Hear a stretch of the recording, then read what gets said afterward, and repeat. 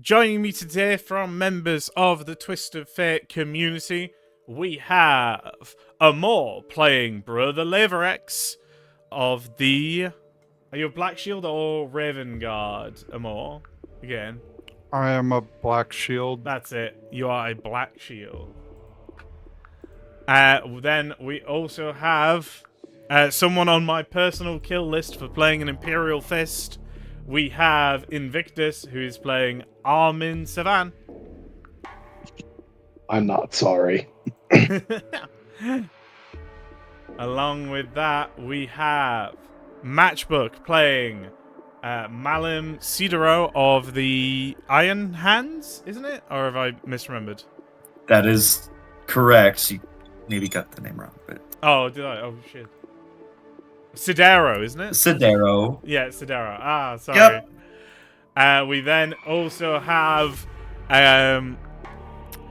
self-proclaimed antagonist of the community campaign, Chef playing Velis Saratov of the Minotaurs chapter, the Adeptus Terra's own enforcers. And I'm proud of my title as the chief antagonist for this campaign. And immediately, Amor has added a fate to his own mission. Very good. Already, yeah. Okay, right. And last but not least, we have Spectre playing Asani of the Raptors chapter. Until death, I still serve. Mm-hmm. Yeah. You're following straight on from the previous mission as well, aren't you, Spectre? Yes, I am. Yeah. Okay. So, without further ado, hello, YouTube watchers. You'll probably be starting around here, if not when the intros began. Let's crack on with the mission. Yes? Yes? Everyone ready? Yep. Yes, boss. Yep. Yeah. All right. Can we get some more energy? I think rather than a yes, boss. Give me some hype. Give me some. Come on. I believe in you guys. Watch, Commander. I am Wow. more than ready and capable for this mission. Excellent job. What the Box fuck? clicking in. Vox clicking in.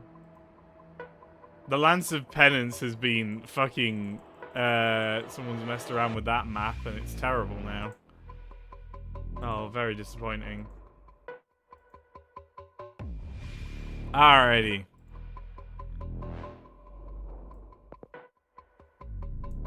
Okay. Right. So...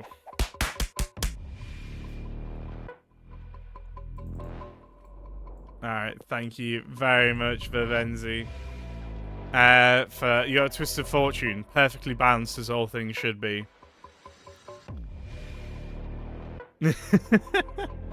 Congrats on the new job. Okay, so. You guys have all been... Well, as the Deathwatch is basically being deployed around Daliath from multiple angles. You guys have been on previous missions as well. And your kill team has been assembled to take advantage of information gathered from the storming of the Viper's Nest in the previous mission on Melek. So you have been assembled to a... you've been brought to a more heavily fortified Imperial Guard forward operating base, within which is, of course, Keeper Hamish and his...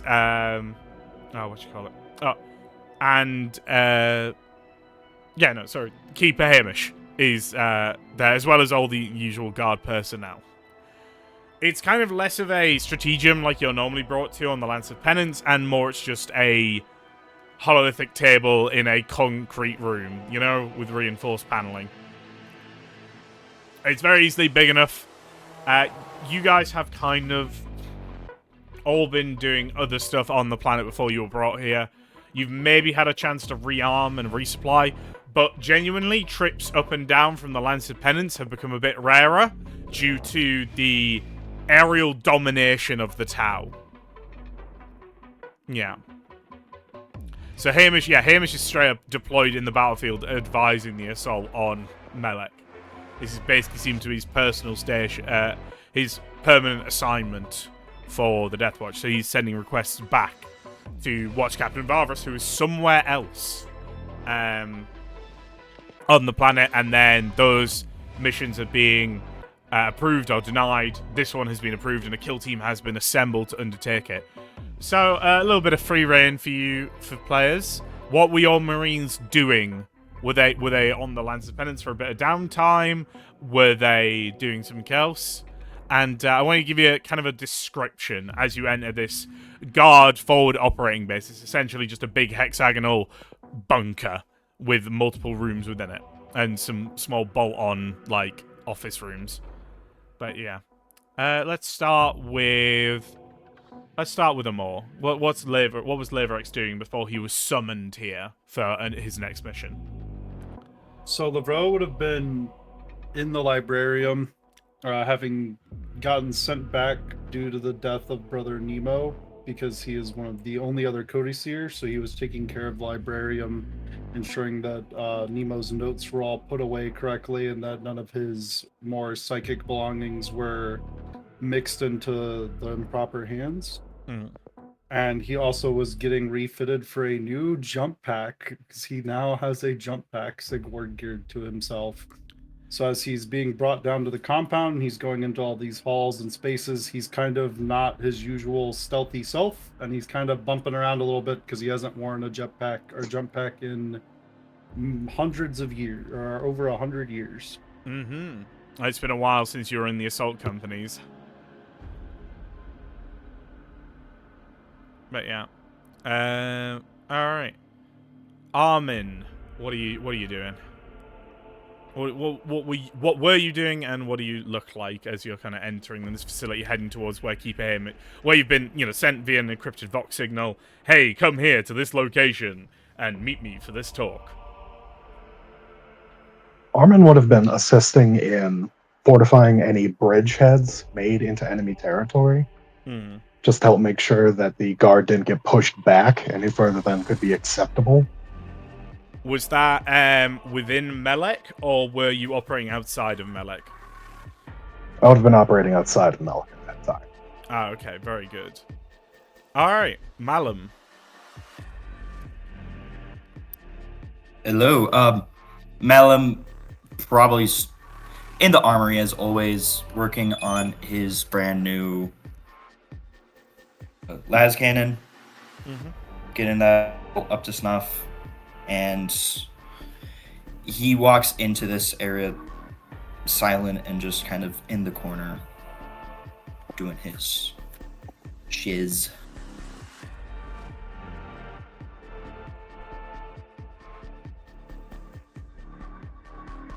Alright. And Asani? So for Asani's, he after his last mission, it was Hawk and Viper, if I remember correct on the naming. Asani took a lot of damage, but still kept fighting. But when he went back to the Lance of Penance, he was in the Apothecarium for a few days, getting healed and repaired. He's reflected on what happened in that mission.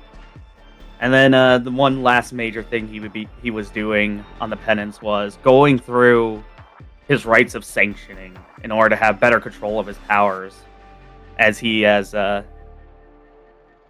stepped up from and essentially has gained more power from it.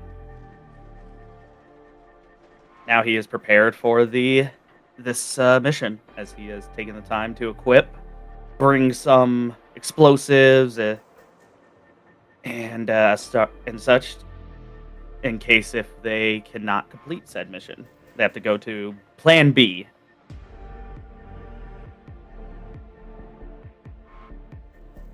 Okay. Alright, well, okay. So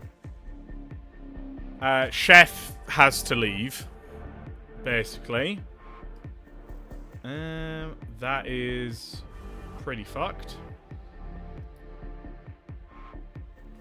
All right, gang, 4-man mission. We got this. Nah, I got someone.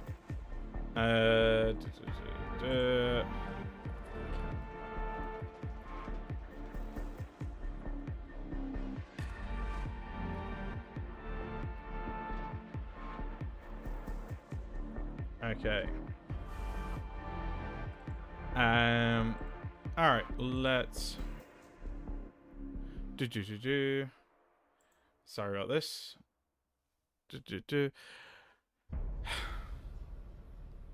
All right. Let's crack on. I guess see you later, chef. All right.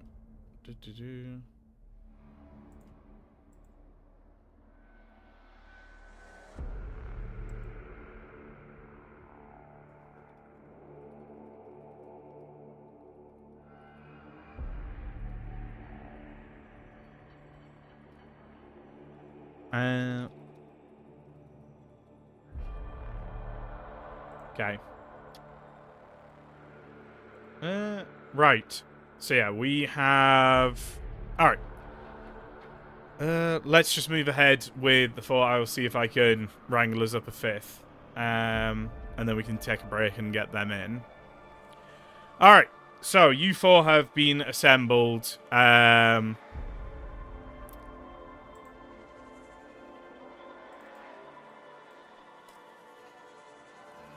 And you are brought into kind of one of the side bunkers for the laboratory. And, you know, Keeper Hamish is there with his big old poleaxe and his hololithic display table. And, you know, he beckons you all to enter. It's a pretty low security environment for the Deathwatch compared to what you guys are used to. It seems like there's kind of been a pretty free flow of information on the stuff from the Viper's Nest. Otherwise, you would kind of expect the guard to like be properly shunted out of this conversation. But you're using guard facilities, so it seems Keeper Hamish is working pretty well there.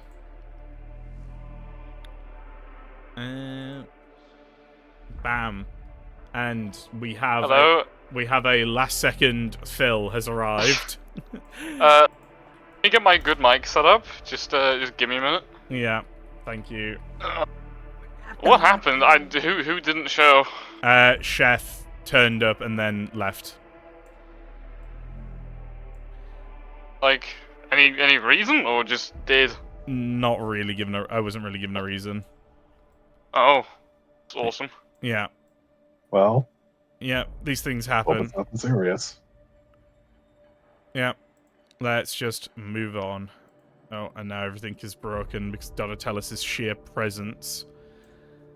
I tell you, it's all the rage. It's all the rage in him of late. Yeah. Yeah, it is Donatellis though, guys. Look, it's Donatellis from numerous other Valve missions. He has been pulled in at the last second to fix.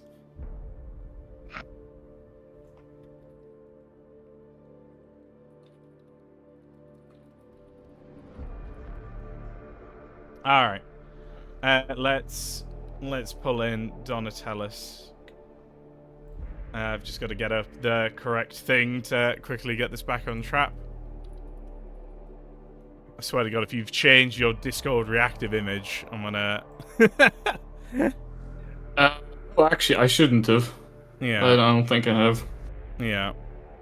There you are, the crunch. There we are. You might want to quickly go read the mission briefing, by the way. I know, yeah. I was about to ask. Yeah. Alright. Why am I here? I have no idea why I'm here. All I know is I must kill in the name of Sanguinius. Oh. Alright. Okay. Alright, there we are. 5-man kill team again. It's fine. Alright. Okay. So I believe, Donatellis, you are technically timeline splitting right now, though, right? You're super... Yeah, I'm coming literally from a character past RP moment into this. Yeah. Alright, fantastic. Alright, no worries. These things happen. Alright, fantastic. Donatellis, you have been emergency summoned to Melek. Awesome. Yeah. Okay, cool. Alright, so, all 5 of you now are brought into the Strategium. Donatellis was always there. Don't worry about it, Velus never existed. I've been here forever, you just didn't know it. We're just Stalin washing... Oh. Thank you, Mitch. Yeah, Mitch being generous as usual. Thank you very much. Donatellis went beam me up after experiencing the Heather's cudgel of PTSD. Wonderful. Absolutely wonderful. Okay, so... yeah, you guys are brought in for the briefing with Keeper Hamish, and he will gesture to the Strategium table. Like I said, it's very light in terms of security compared to what you're normally used to in the Deathwatch. You know, you guys deal with the top secret of the top secret stuff. But this seems a little bit more loose and relaxed. Brothers, please, form up around this table. We have much to discuss. Yeah, Sonny just goes. Yes, Sonny Keeper. Oh, yeah. Armin removes his helmet and steps up to the table. What does Armin look like without his helmet? He has tan skin, fairly blunt-featured with bright green eyes and very short black hair.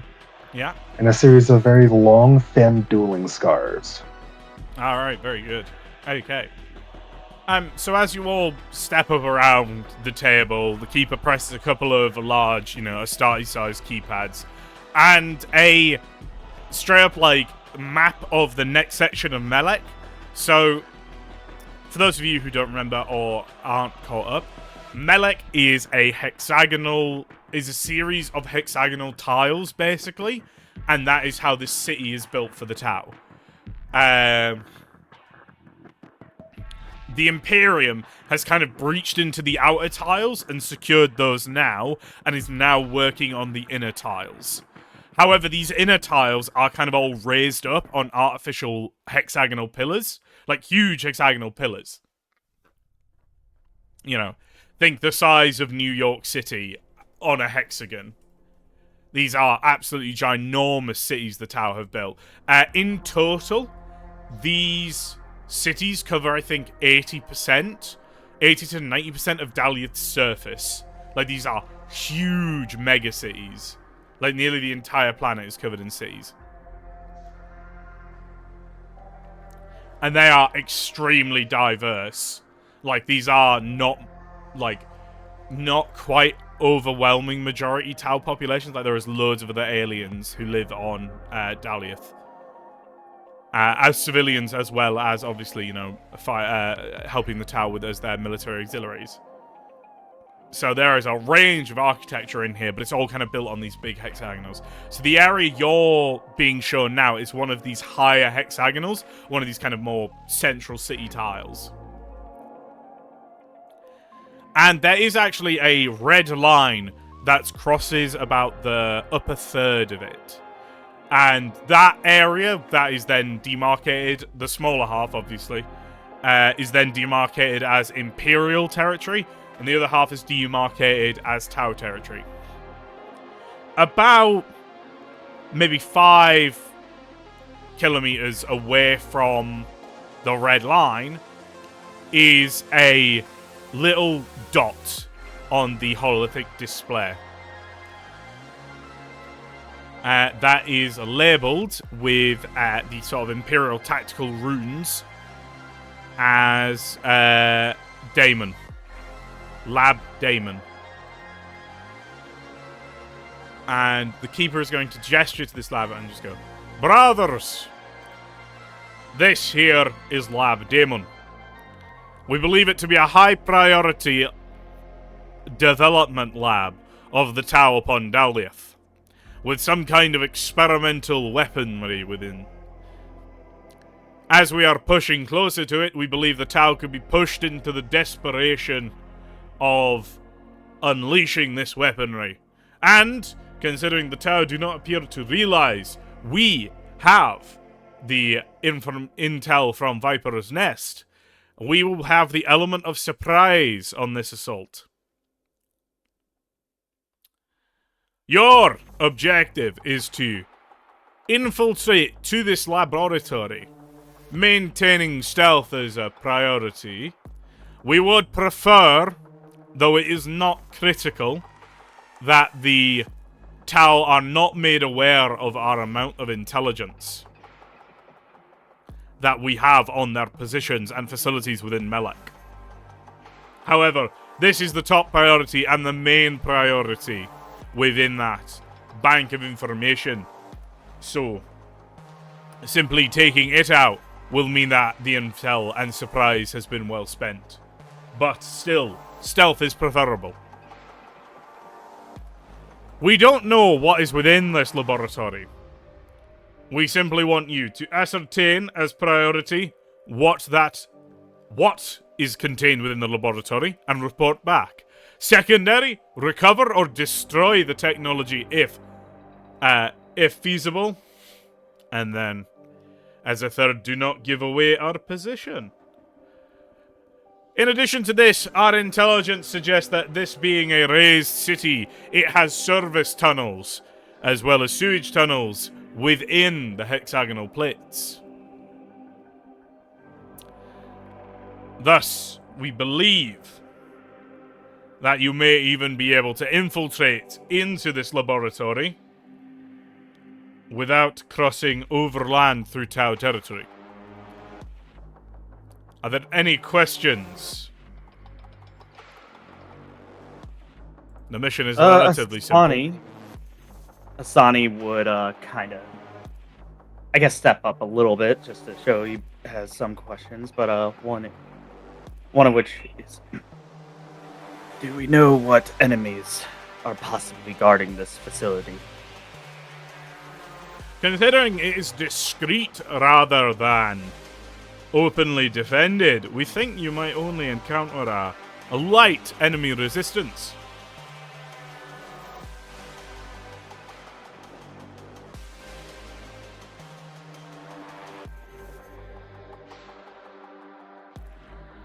Asani would ponder a bit and think of what could possibly guard him as after his last encounter.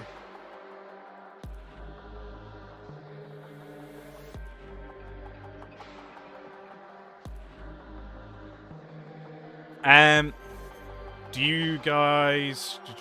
Any other questions? Sorry, any other questions? Lavro would step forward and look at Keeper Hamish and simply say, "Oh, 'tis good to see you, Keeper. Hopefully this time I won't have to walk onto the field of battle with you again." I hope not. And then Lavro will cut a glance at Asani and remove his helmet. What does Lavro look like without his helmet on? Lavro has long black hair that skates down past his shoulders. It's straight and glossy black. His face is very pale. He has scars across his face and ridges on his brow from stress. Mm-hmm. And then he has eyes that are deep pools of black midnight with no pupils or iris. His eyes are entirely pitch black, and they will stare intently into Asani's eyes, and he will say nothing.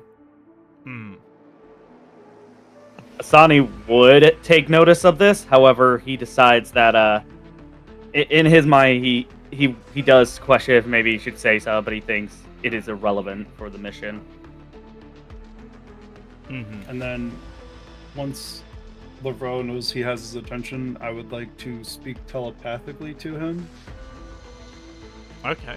and simply. And I I'll deny use- that, actually. Asani doesn't like that.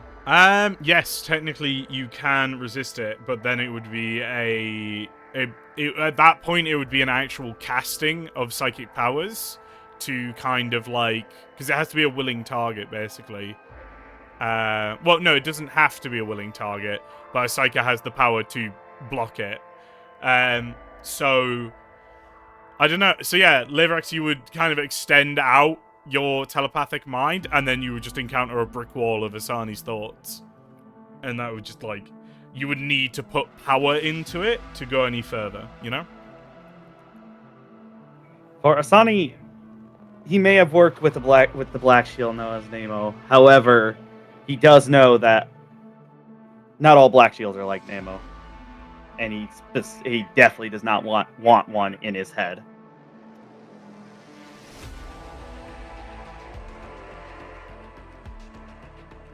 I'm counting that as Black Shield hate mongering. Alright. Yeah, Lavro, what do you want to do about that? I may have misremembered, but Spectre. Asani is the other librarian in the group, right? Yeah, no, 100%. Yes, I am. Okay. So Lavro will kind of look at you, and then he'll just speak aloud. "'Tis rather rude to have the head of the librarian be rejected, but I simply just wanted to say something privately between us, brother." And then he'll put his helmet back on and just sink back into the shadows. Asani would actually speak. If one shall want to speak to me of such things, one should ask for permission to enter my head. Lavro's just going to look away from you and stop paying attention to you entirely. He's ignoring you. Understandable. And looking at Keeper Hamish. Yeah. No, the Keeper just immediately, like, body language looks a bit uneasy. He's just watching the kill team bicker in front of him. It's like, oh no. Already two librarians already not on good terms. Yeah. My Brothers. brother was mean to me. Yeah. Brothers, remember, harmony is the greatest strength any kill team can have. Now, who would be leading you on this mission?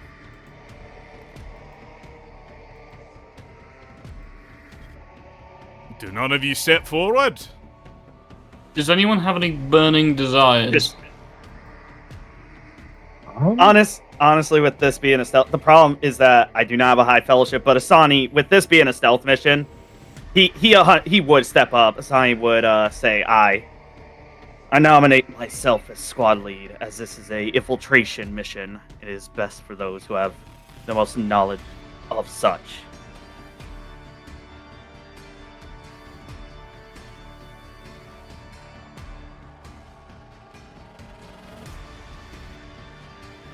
Yeah, Donatellis will also step forward, saying to the kill team. You know, he steps forward, kind of, I suppose, out of the shadows. His death mask gleaming in the light. He looks to the members of the kill team, only one of which he's served alongside before, that being Lavro, which earns Lavro a short nod before he says, "Brothers, I wish to put my name forward as squad lead. Though you may not know me, I assure you, I will do my best in leading this mission to victory." Lavro would go to stand behind Donatellis after returning his nod. And basically, with body language, I'll be like standing behind Donatellis in support of his assertion to be squad lead. Mm-hmm.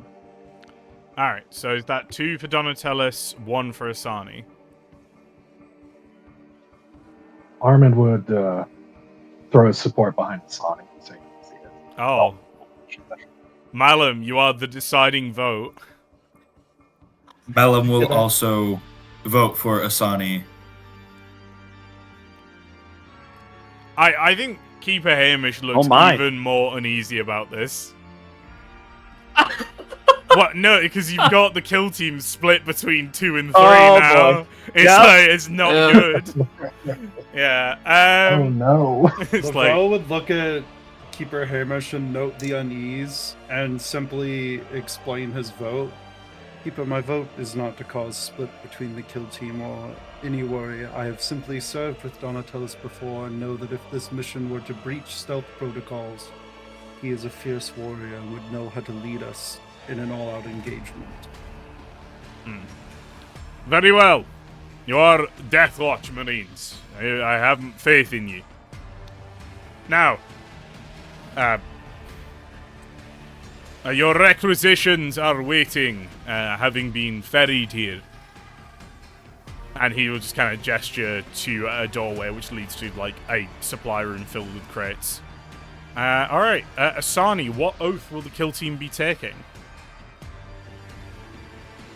I didn't think I was gonna get this part. I didn't think I was going to get this far. Well, have a look have a look at that. The other decision you guys kind of need to make as a collective, as well as obviously, you know, it's always down to squad lead as the final call, but whether or not you're going to get to this lab overland or underland. I need oaths popped up. I gotta find them real quick. Yeah, no worries. Page 229. Yeah. The going overland means that there's a higher risk of running into enemy forces. Going underland means that you need to find the entrance to, like, the underground, basically. I mean, did anyone wreck any, like, cartographs or anything?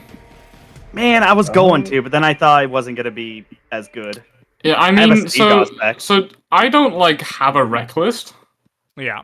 So, do I just not have anything? Because that's kind of fine by me. I'm just curious.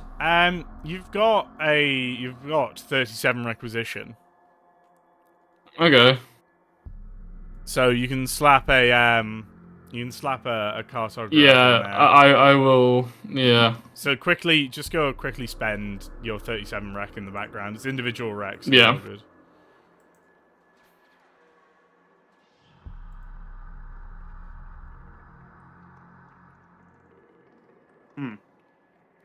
As far as I can see, I can only... Me being squad lead, I see Oath of Knowledge. Is there other ones that we could go for with... I see Oath of the Emperor, and then, Yeah, I don't think you have many options as a librarian. Yeah. I mean, Oath of Knowledge is very good. I like it a lot. I'd be down for that. Yeah. I especially like, with the librarians, the reroll psychic phenomena to maybe avoid some. With two of us, yeah. And even I was thinking, like, right for Oath of the Emperor doesn't really seem good right now, because I don't think we're going to have to do a lot of willpower tests. Yeah. What do you... I hope not. Yeah. What are you going to swear Oath of Knowledge to, though? Because you don't necessarily... it's general alien forces. Obviously, the most prevalent is Tau, but there is a bunch of different alien forces around here. What would you all want? Because... What are we all thinking? Do we go for Tau, just so that way if we run into any battle suits or hordes of Tau, we can at least have a better chance of dealing with them? Or do we think we should be more prepared for the auxiliary of such? Also, don't forget, you got to come up with your kill team name. Oh, I know. This is awkward. Oh, boy. I didn't think I was going to get that. You have chat as well, if chat can come up with a good suggestion you guys like. Got any good names, chat? But, I think I think since we are going into a Tau facility, I think Tau will be a safe one, because we probably will run into some of them. We probably will run, if we, depending on the outskirts, I wouldn't be surprised if we run into auxiliary, but are we thinking maybe Tau? Oath of Knowledge against Tau, just so that way we just can deal with any of the more harder hitting enemies?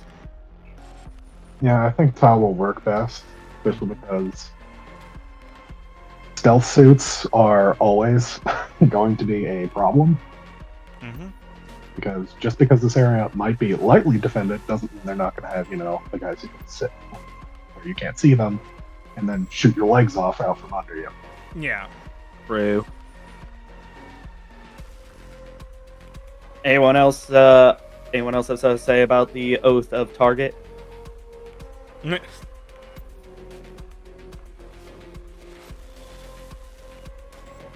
All right. I'm assuming we're going with the oath of knowledge, and it's targeting Tau. Yeah. So oath of knowledge, Tau, and kill team name. You've seen that there's been a few in chat. Do any of you guys like the look of them? I'm kind of like an Amble. Yeah, Amble. Kill right. team Amble. It actually sounds good too. Yeah, I like Amble too. All right, kill team sure. Amble. All right. I am also a Kaiba's gangster, so. Yeah.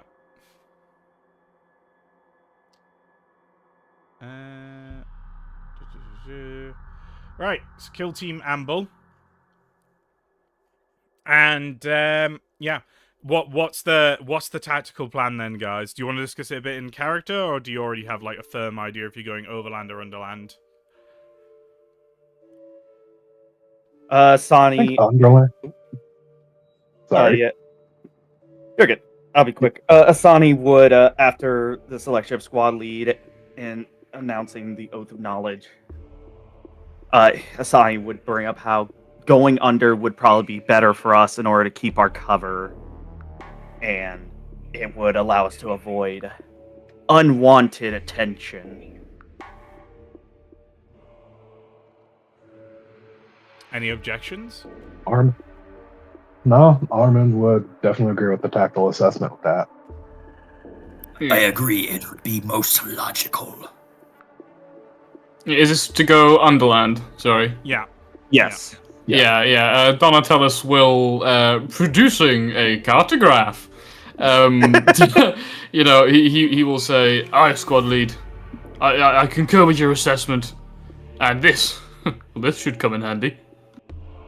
Yeah. So one of the things I will say is going underground, Levero and Donatellus, you know that your jump packs would be less effective. Yeah, so can we use them to move forward, or can we use them at all? Yeah, you or can. Is you it can. restricted? There just might be situations where it gets you into trouble. Like, you know, Okay. It's just they're going Cool. to be limited in terms of mobility a bit. They all won't good. be useless though. They won't be useless. Don't worry about that. They will still, do their usual wonderful effects. Okay. Well, as you leave the facility, you have but one question. How are you going to find your way down there? So, literally, you guys are, you need to ascend up the Viper's Nest, through the elevator, over the bridge, and then you're in contested territory. That's, a relatively short journey for you guys. But, you're far behind Imperial lines here, a good few kilometers. So, yeah, what do you do? If I'm not mistaken, Malum, if I remember right, you're our tech marine, correct? That is correct. So I remember you having it where you upgrade your auspex. Would that be able to help you at all in this situation of possible locating routes? I believe it would. Let me bring it up real quick. Or Didn't Asani somebody also work a has. siege auspex? I did. Actually, I did. I did bring a siege auspex. Okay. I just want to check because I want to see if his might have better. If Malum has a better use for his than I, because I know the siege auspex isn't really great for certain things when it comes to possible underground rocks. There are some limitations. Yeah.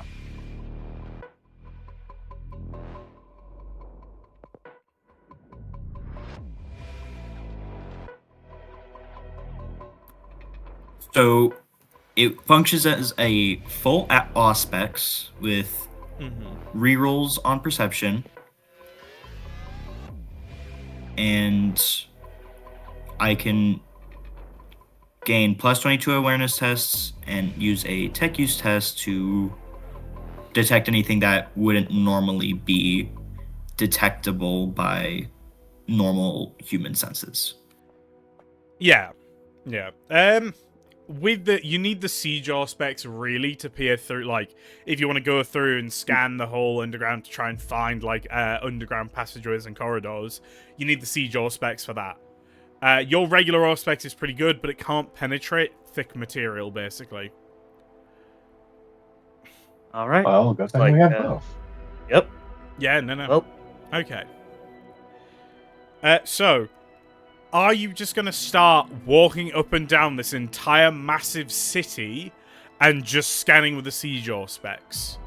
So we're behind, like, we're in friendly lines, right? Yeah. So are there guard positions nearby, or like that would be like openly visible to us that we could go and ask ranking officers to do things? You know? Yeah, be like, absolutely. ooh, where's this? Yeah, no, 100%. Okay, there cool, would be yeah. there would be guard artillery positions within a short walk. Right. Okay. Cool. So yeah, Donatellos will turn to Asani and say, "Brother Asani, I believe we may be able to ascertain information as to the location that we seek from nearby artillery encampments. Finding ranking officers there could yield some very valuable information." Sorry, we'll look at Donatellos with this information. That is some good work. I agree with this plan. The guard should have some possible useful information to help us with our mission. Yeah. Okay. So yeah, you guys are just going to head off to the nearest artillery officer position then. Yeah? Yep. Okay. Sounds good to me. Yep. All right. How are you moving through the city? I just need to know, like, are you in combat spacing, moving at tactical speed? Are you sprinting and rough in a loose formation? Are you walking really slowly in a super defensive formation? Are you just bimbling with no fear of being attacked? I kind of assume we'd be sprinting because we're That's kind of what I was thinking too. Okay. Because the faster we move, the less likely to get spotted, and the faster we can get our priorities set. Well, not priorities, but basically be able to get to where we need to and get the information we need in possible locations. All right. Okay. Speed is essential. All right, so you guys are all sprinting around in a loose formation, and kind of spaced apart from each other in case you guys get hit by an airstrike or something really unfortunate. And you are like tearing through this alien architecture. So it's a lot of domes, a lot of discs on pillars, a lot of almost strange geological rock formations, a lot of flowing watery architecture as well, and the occasional like brutalistic Kroot encampment looking thing. There is all of this, however, has been bombed out. Like, everything is showing signs of battle. Like, pretty much no building is free of at least a few bullet holes, or some las burns, more realistically. As you're kind of like tearing through the city, you eventually come to this area that has been deliberately demolished. Like, it is some ruined buildings that have been collapsed, and then like the rubble has been arranged into kind of dugouts and foxholes for the guard sort of vox packs and relay stations, and for 9 full basilisks. 3 of the basilisks are currently firing. Another 3 appear to be being maintenanced, and another 3 are standing by with the crews just kind of sat on them drinking cups of recaf. Everyone is wearing like ear defenders, basically. And everyone has kind of got headset mics on. Because it is just deafeningly loud around here. Like, you can feel the vibrations in your armor. Your helm's auto senses immediately tune down the audio so that you can pick out from like the booming of the guns, so that you can kind of hear more of what's going on.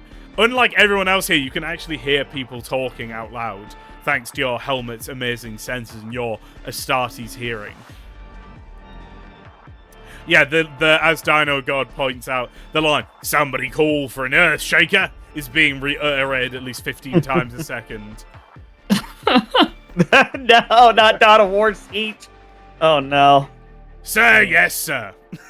This was a mistake. We should never have came here. Okay. Yeah. LeBron put his helmet on. Yeah. Oh, did you have your helmet off, Leroux? Oh no. Yeah, I never said I put it back on. I will remember to be less generous to you in the future then. Very good. Oh no. Well, then I'm mentioning Armin is definitely putting his back on. We're setting a precedent now. We're setting a precedent. All right, very good. I might have an auger array, but I don't have that much luck. Yeah. Don't got that much metal in the head. Cardsman at its finest. Yeah. I do. Malum will have his helmet off because he gets a -5 if he does to ballistic skills test. So. Oh. Well, that's cool. That's good to know. All right. Yeah. So there is some dugouts with officers and fox arrays, and then there is the basilisks themselves. Every 3 basilisks seems to have some kind of junior officer in charge of it. There would as well be a commissar present. So who do you kind of want to... So there's some more senior looking officers, and there's a sort of what looks to be a very decorated officer screaming down a Vox, like for a bit further away. There's a commissar who appears to be a little bit less preoccupied, and then there's some junior officers on the basilisks. Who do you want to go talk to? If we wanted to split a little bit, so maybe whoever could find the best possible rank officials, like Dano said, because the commissar could be a good choice too, but also Lear. But also, Asani has learned in the past, knows that just because one may be higher rank in the guard doesn't mean they may be the most competent. But when it comes to such, Asani would look at his squad and ask, who would like to work with the commissar?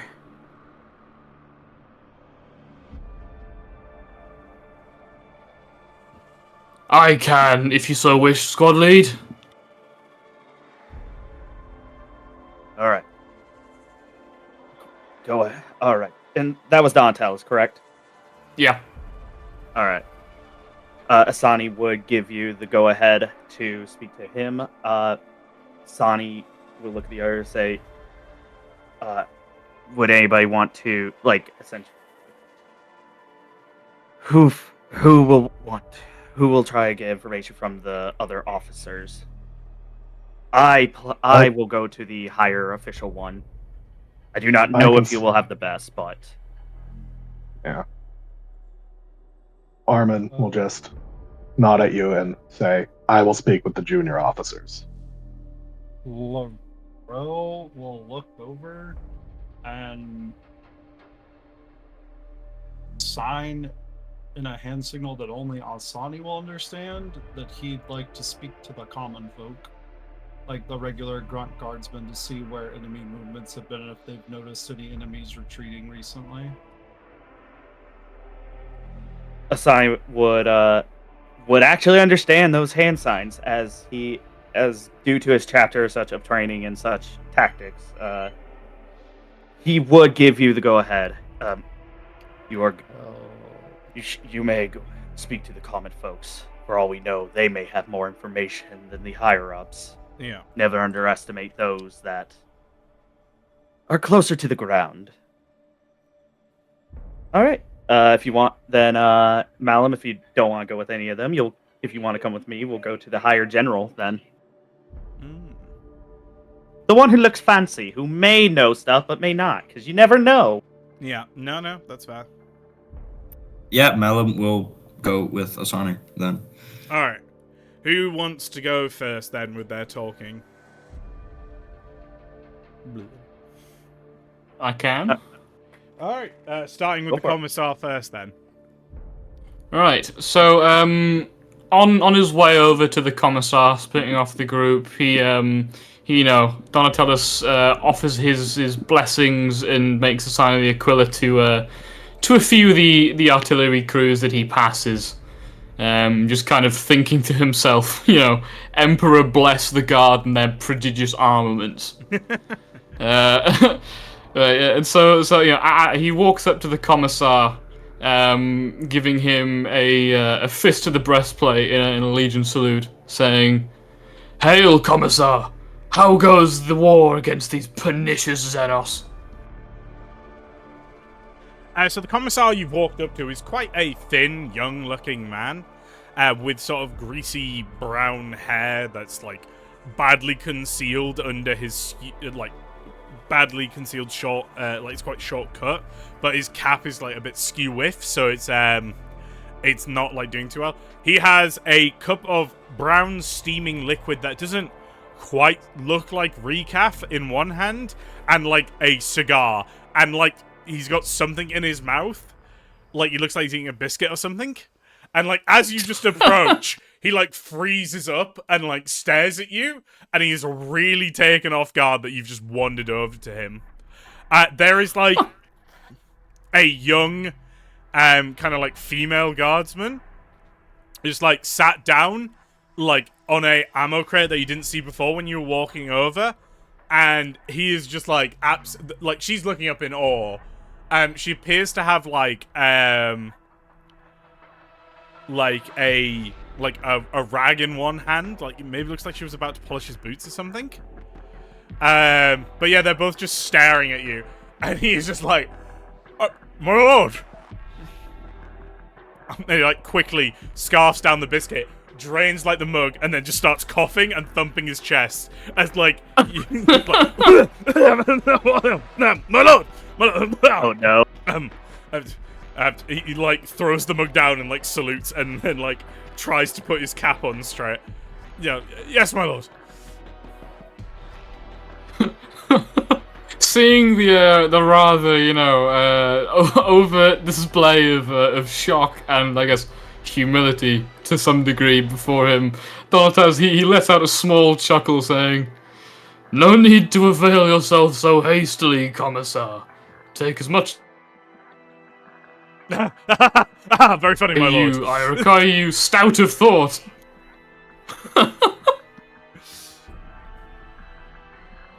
Okay. So dispensing with the pleasantries now, Donatellis says, "Commissar, have you any information on any more secretive enemy force movements or bases that you have any intel on?" Secret? Well, nothing that would you yourself would not already know, my lord. I see. Any rumors amongst the troops, perhaps? Oh, my men don't deal in such rumors. They are, very well adjusted. He looks at the female guardsman. Do you want to give me a scrutiny check, please? Yeah, sure. I smell bullshit. Yeah. So okay. I'm doing the scrutiny check, but just underneath the Donatellis' death mask, the pleasantries were just that, pleasantries. He really doesn't like commissars that much. He is very much kind of narrowing his eyes, being like, "Yeah, sure, man." Yeah. Oof. Do you want to just give me Why is it so low? an awareness test smell as well, please? Ooh, yes, I will do that, because I get a bonus from my nose. Yeah, you're a space marine. Woohoo!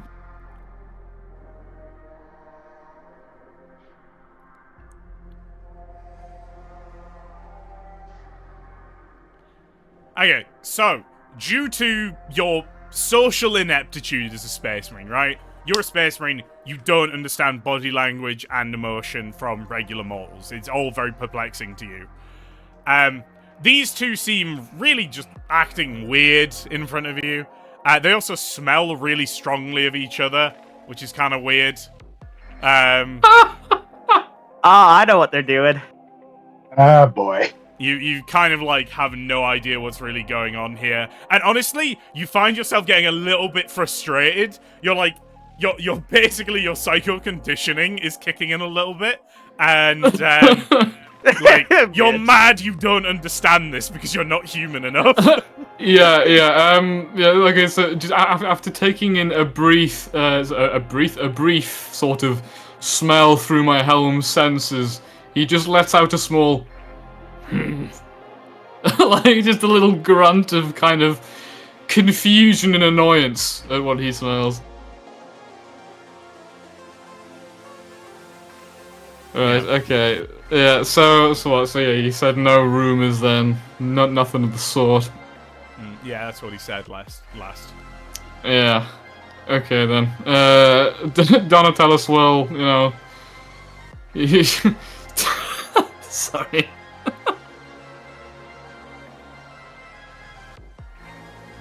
I feel bad now, Okay. Donatellis, I'm sorry. So that's fine. He sort of goes back to his normal way of thinking after being slightly just kind of disturbed by that, and just says, very well then. See to it that all your men are well taken care of. I would hate to see such resolute men fouled by war. And then he, makes a sign of the Aquila, turning to leave before the commissar really responds. Yeah. As you're kind of like turning to leave, you hear like an audible sigh of relief from the commissar, and like you just catch the words of, "Oh, I thought he was going to ask me to go into battle then." Donatello stops his tracks for just a second, listening to that. Then he keeps walking. Yeah. I thought you were about to get him. I thought you were gonna turn back. I just because I want to point this out. That was a Caiaphas Cain reference, by the way, because that commissar. I gave him the exact same position Cain had before he got transferred to the Valhallans and hated it. Yep. He was. Oh no. He was an artillery officer commissar who spent the entirety of his days dodging conflict until he accidentally. he did. Until he accidentally saved the day. Yeah. Whoopsied into it. Just had to put the fear of the Emperor in him with the hitched step for a second. Yeah. Made him throw away his hot chocolate, though. Well, he can get some more, or he can pick it up from the ground. Yeah. Right. Suck it from the dirt. Not the hot cocoa, indeed. No. I little personal story from my life. I went to a coffee shop with a friend of mine, and I don't like coffee, and their teas there weren't very good. So I asked, "Hey, can I have a hot chocolate, please?" Because it was like winter near Christmas time, and the lady at the bar, like at the counter, goes, "Oh, one hottie chocky for you then." And I just was like, "Oh God." And then she immediately apologized, but like I was just like, I just ordered a drink, man. I didn't expect to get fucking cut to the quick. Why you do this to me? Good. Yeah. I'd also just add that as he's walking away in his helm's lock systems, Donatello's voxes over to Asani saying, "Squad lead, Commissar was less than useful. Confusing, and less than useful." Alright, well, that happened after Asani has had some time talking to his guy. So let's do Lavro and his wonderful escapades with the common artilleryman.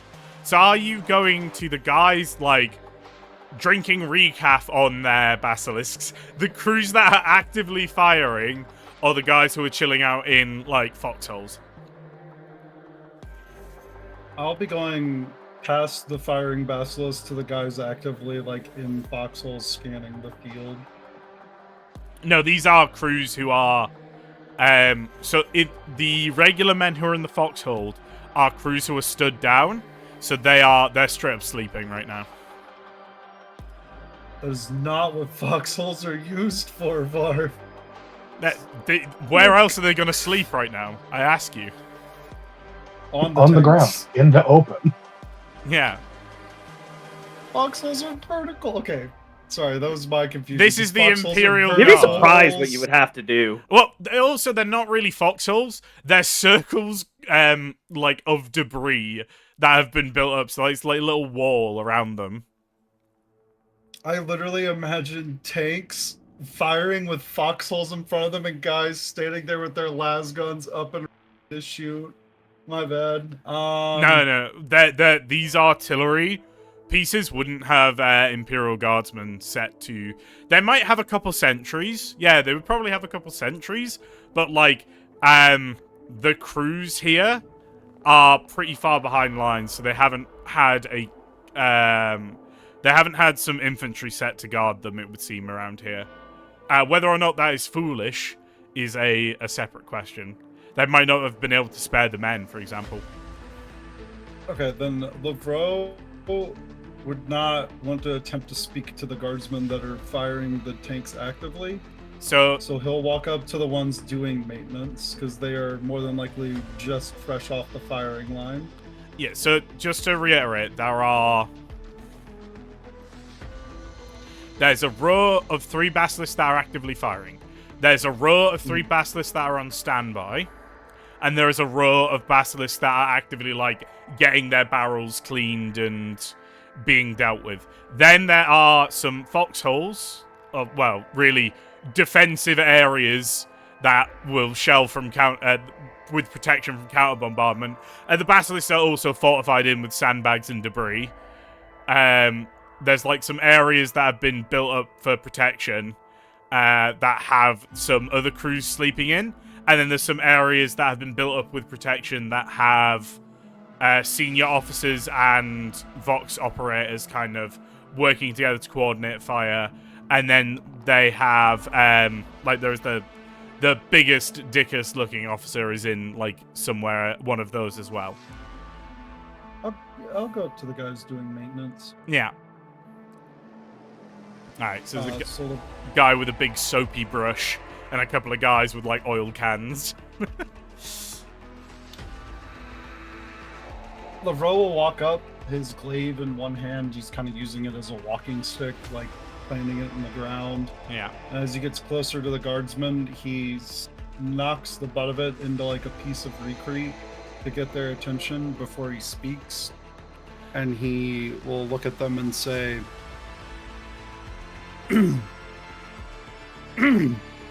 Faithful followers of the God Emperor's will, I need your assistance. Who here can give me information on the enemy's movements at their last time of firing?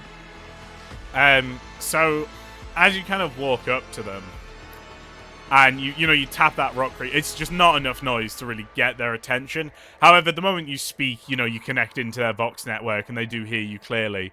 And they quickly all snap around. And they kind of look at you, a few of them throw off Aquila's and drop to one knee. And then they quickly arise. Oh, my lord. What position of enemy are you looking for in particular? I'm trying to ascertain where the enemy is retreating to once our mighty guns have shelled them into non-existence. The few survivors there are, that is. We have rolling fire missions across several different sectors at the moment. We've been firing non-stop for a few days now.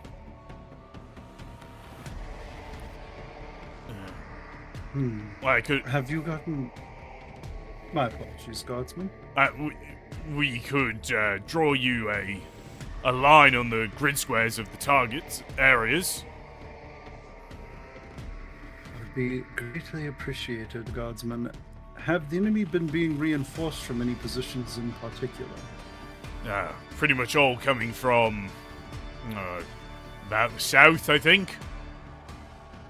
That's where the highest concentration of fire missions have been.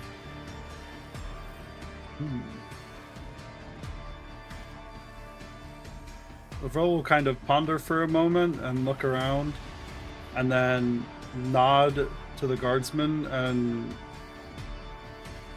wait for them to annotate on the grid map where they've been firing at. Yeah, so they literally pull out, the guardsmen are so much lower tech than you, and they literally pull out a laminated map, because that's what they have to deal with while you have 1,000 computers in your head.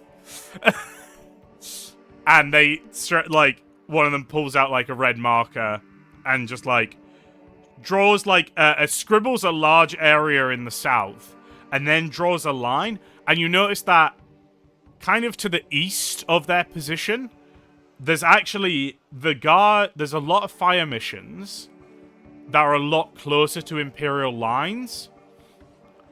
Meanwhile, in the south, there is a ton of fire missions. Like, that seems to be where the largest force is. So, the closest force is in the east, and the largest concentration is in the south.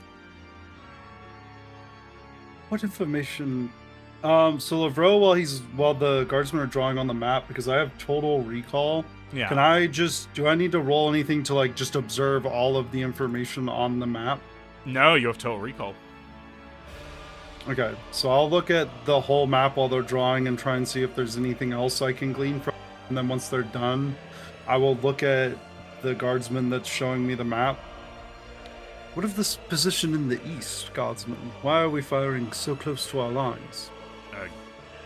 Tower holding that position pretty firmly from what we've heard. They're not really seeming to give an inch on it. Is there any information on the layout of that position? Not that we have.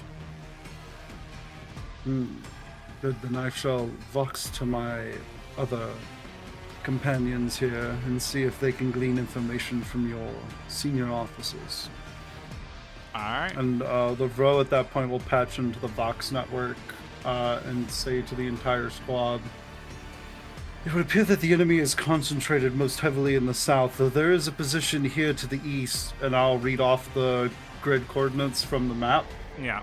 That the tower holding quite fiercely that is rather close to Imperial lines. The guardsmen have no idea what's going on, but the officers might have more information.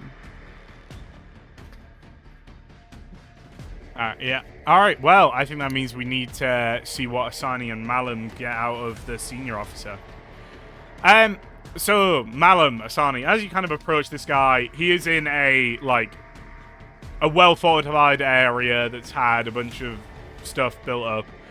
He is, even though he is stood up, his head is, fully below, a parapet line. This is a deep kind of hole of, defense has been made here. And he is, just stood up, and, he is just walking, pacing back and forth in this, foxhole. Because I don't know what else to call it, really. And he's just screaming down this phone of a Vox operator. Down this Vox pack. He's just screaming down it constantly. He seems to be, trying to coordinate fire with about 17 other Basilisk units who are all getting repeat fire missions.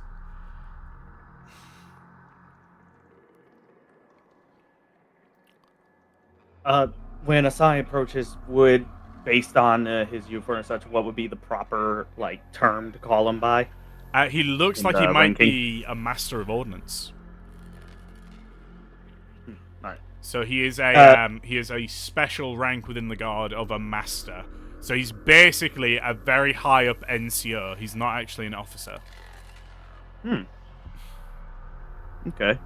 Well, Asai, and as Malum Asai approaches, Asai would get the Master of Ordnance attention by saying his rank. So his proper rank is Master, and then of Ordnance or Master of da-da-da. Because there's, for example, there's, Master of Arms, which tends to mean the guy who's in charge of all the regimental quartermasters. Or, stuff like that. It's a very Napoleonic rank. Or Master of Wagons, who's in charge of the supplies. Guard ranks are a bit wobbly. Okay.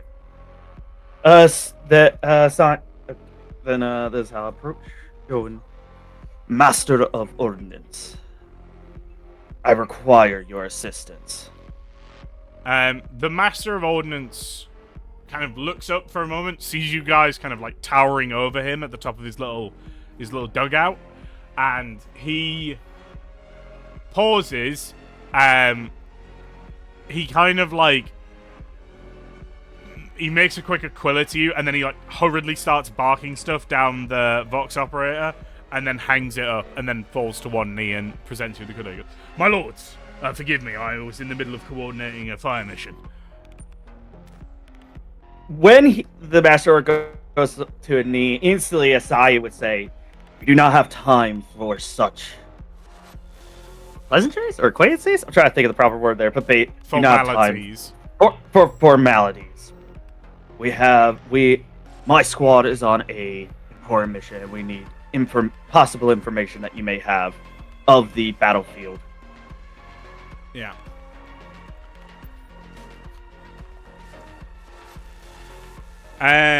So yeah, the Master of Ordnance immediately rises and goes, "Yes, my lords. What do you need help with?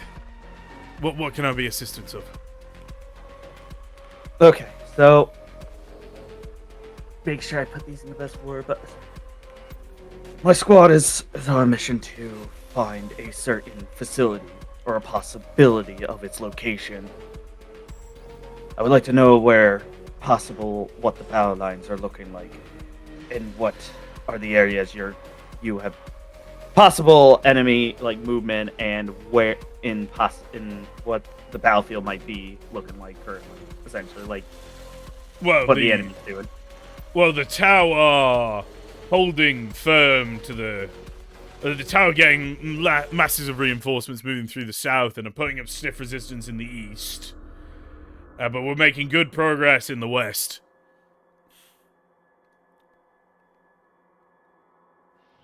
Oh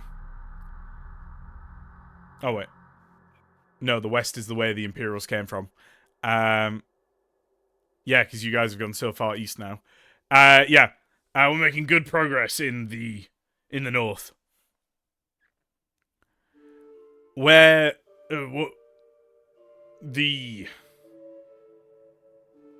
is there something that you guys know where the facility is, by the way? Oh, okay. Actually, this is worth pointing out. Lavro, you know the area that the tower holding in the east? That, like, Yes. bulge area is exactly where the facility is marked. You guys have the location of the facility.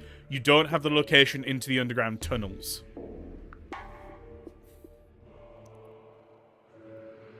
Okay, my bad then. On certain questions I asked, Sani. Yeah, would... I asked the wrong questions as well. Yeah, we kind of asked the wrong questions. That whoops, whoopsie. Yeah, it's just taking me this with long to realize you guys didn't understand. Yeah, I would have asked the guardsmen if they had seen enemies appearing closer to their position from the east. No, they won't have. All right, Asani with so because of the location as such, we know that. But Asani would ask based on what the tower have been doing, what their possible lines have been. I think Asani would kind of say we, not saying what our mission is, just simply that we are trying to. My squad, I want to know if the enemy has possibly been using any sort of tunnel connections in order to breach in certain parts of the city. In what location was it? Was it the south or the east? East is where you want. In the east. In the east. I haven't heard any reports of tunnel usage, my lords. I didn't even know this area had tunnels. All right. Asani sees that it seems like we will probably not get much more information from him after hearing that. Was there anything you would like to try to ask them, Malum?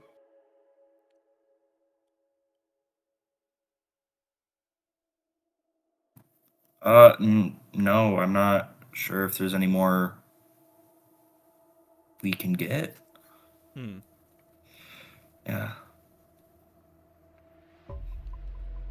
All right. Asani would, with that, Asani would go to the Vox and inform the squad that it seems the Master of Ordnance would not have information on possible underground entrances or possible Tall Neck works.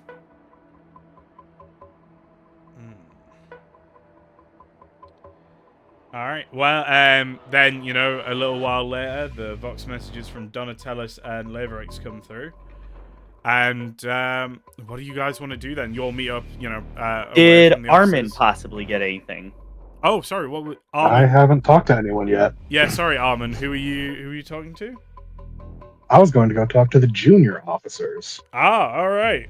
You head over to the junior officers, Armin, who are attending to the. Are you going over to the ones who are like attending the guns, or the ones who are like chilling out? I'd approach the ones who are chilling out first. All right, yeah. So yeah, you head over to one of these kind of areas in the rubble that's been cleared, and there is a there's a it's kind of like, the only reason you can tell he's an officer is because he has the classic peaked hat. But yeah, he's wearing the big ear defenders and the headset that everyone around here is wearing perpetually so they can save their hearing from the thunderous guns.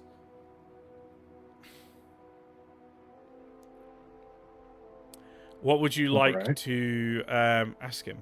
He's kind of when he sees you approaching, he immediately gets up on one knee and makes the sign of the Aquila. He was originally like just sat slouching against some rubble, but like seeing you immediately just hops up, gives blessings to the Emperor. Stand up, guardsmen. I do not have time for such formality. The junior officer. So, yes, my lord. Yeah, what can I be of assistance with? Do you need directions to our senior officer? No, I need to know if you have heard anything about any possible tunnel networks. Tunnel networks? No, I'm afraid not.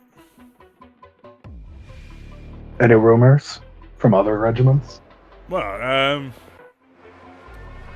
I did hear the light infantry of the Varaxian light infantry, the 116th. They might have. I think they said something about finding storm drains. I'm not sure.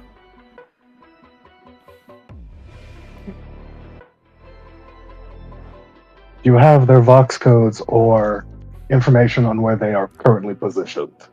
Their Vox codes are being scrambled constantly. I wouldn't have them, but the Master would.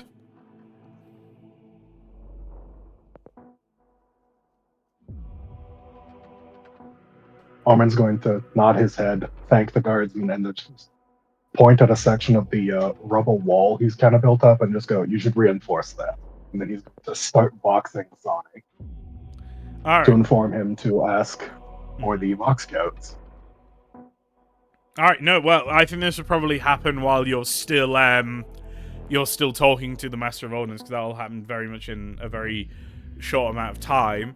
So, Asani, yeah, you get a little Vox click from Armin telling you we should ask for the Veritoxian 116th Light Infantry's Vox codes. Alright. I guess before Asani believing that, as using their own frequency, as he's about to believe the call is the believing we could not get more information, and then hearing Armin, Asani looks at the Master and requests the Vox codes of from such regiment. He gives them to you, but he goes, "I'm not sure how much good these would do you, my lord. Navigating guard intel and structure can be very difficult even for a seasoned veteran." Asani would just simply nod, as kind of understand that yes, chain of command can be tough. However, we are looking for something specific. But with that, I think we're in the. I guess Asani would do is probably go through the frequencies and try to get a hold of someone who request possible information of possible tunnel networks or possible. Because one thing that got brought up that I don't know if Armin would hold, but the drains, the storm drains possibility. Do you have Peer Imperial Guard? Peer Imperial Guard? No. Then you need to give me a Scholastic Law Imperial Guard check, please.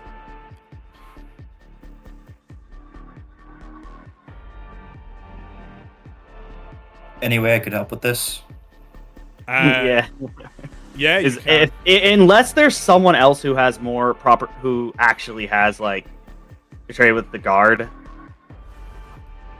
Yeah, that would be good. Anyone well versed in dealing with guardsmen? Not particularly. Nope. I mean, you can probably just get like the +10 assist from Malum with it. Are you trained in Scholastic Law Imperial Guard, Malum? No. Then you cannot assist. Oh. Yeah, because it's not one of the things that a space. Oh wait, right off the bat, correct? Yeah, it's not.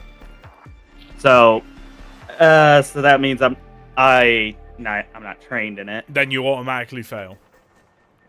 All right. Damn. So literally, it would be a case of you try to get on the Vox to these guys, and you keep kind of getting run round in circles on like trying to find the right. You know, the regiment structure is just not something you understand, so you don't really know who to call to get the info you need.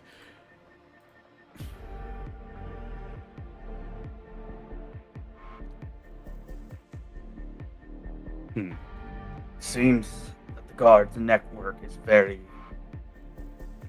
erratic currently.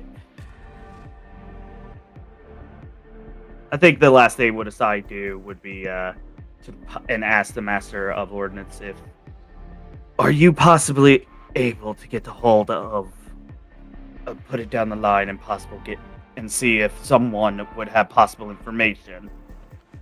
Oh, I'm afraid I'm just too busy coordinating fire missions at the moment, my lord. I wouldn't have the time. It'd pull away from my duties. Are there others who could do such? No, I'm afraid they would lack the correct clearance. I'm the only one with the security credentials to access other regimental Vox networks around here. Any suggestions, squads? I mean, is this not a matter of the Holy Inquisition that you could probably just tell them through that? Yeah, as your GM, I would suggest you don't have to take no for an answer. Yeah, like he's a guardsman. You can just say, by remit of the fucking Inquisition, give us your shit, man. No, thank you, Dantelis. You are correct. I'm being too nice. I'm not being a space read. Yeah, Asai would just basically step a bit closer to the Master of Ordnance. Because I probably put him off, especially with how my armor looks. Because I technically have Fear 1.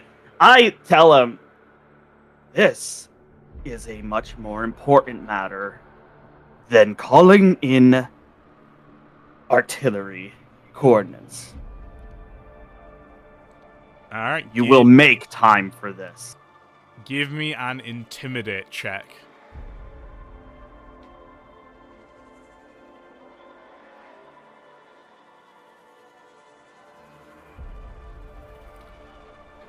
Look, guys, it's your only social skill. Yeah. Would I be allowed to have Malum help as I do this, or no?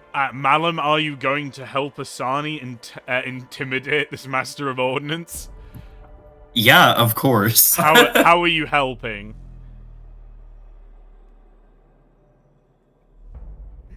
Do it, Malum. Turn him into a servitor. Yeah, he kind of just leans down. You will make time, or I will turn, or you will be servitorized. Oh my god.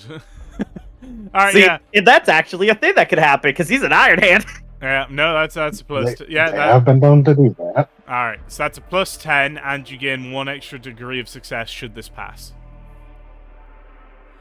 Give it a roll. Oof. Well, I'm using one of our fortunes to reroll that. Yeah, no, entirely fine. Fair enough. There you go. So because of the +1 to that, +1 of Yeah, like you it's said, 4 the extra degrees. degree, 4 Yeah. degrees. 4 degrees. So the Master of Ordnance immediately stiffens, and he has immediately had the fear of the God Emperor shoved into his heart like a lightning bolt. And he goes, yes, right away, my lords! Picks up the thing and just starts barking down it. After about 10-15 minutes, I assume the rest of the kill team has kind of come over to Asani and stuff at this point. Yeah. Yeah. Donatello certainly has. If when everybody does, when Levrix does, Asani would look at Squad and say, "There's a matter with the Levrix that we must discuss. It'll be a moment, Squad." Or as we wait for the Master of Ordnance to get what we need. Alright, so you want to, while the Master of Ordnance is making calls, you want to go off and talk with Levro? Yes. Is it Levro? Have I been... Did I say that wrong? It's Levro. My apologies. It's Levro. Okay. It's pronounced French, but spelt Roman. It's very confusing. Cool. Uh-oh. Alright. But yeah, essentially, Sai and Levro think- would find a spot where we could have a private talk. Yeah, I think Levro has stepped away for a quick drink, but... No, I'm back. Oh, I've there been you are. back. Oh, okay. Welcome back, Mo. Go on, then. Alright, yeah, Levro, you are being beckoned away for a private chat with Asani. What do you do?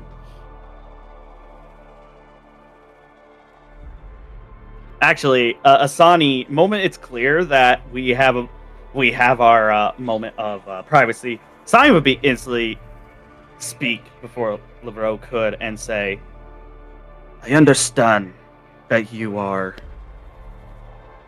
a brother librarian, but I do mean when I say before you poke into my mind, I prefer when one does that we have greeted one another before of such usage of our powers."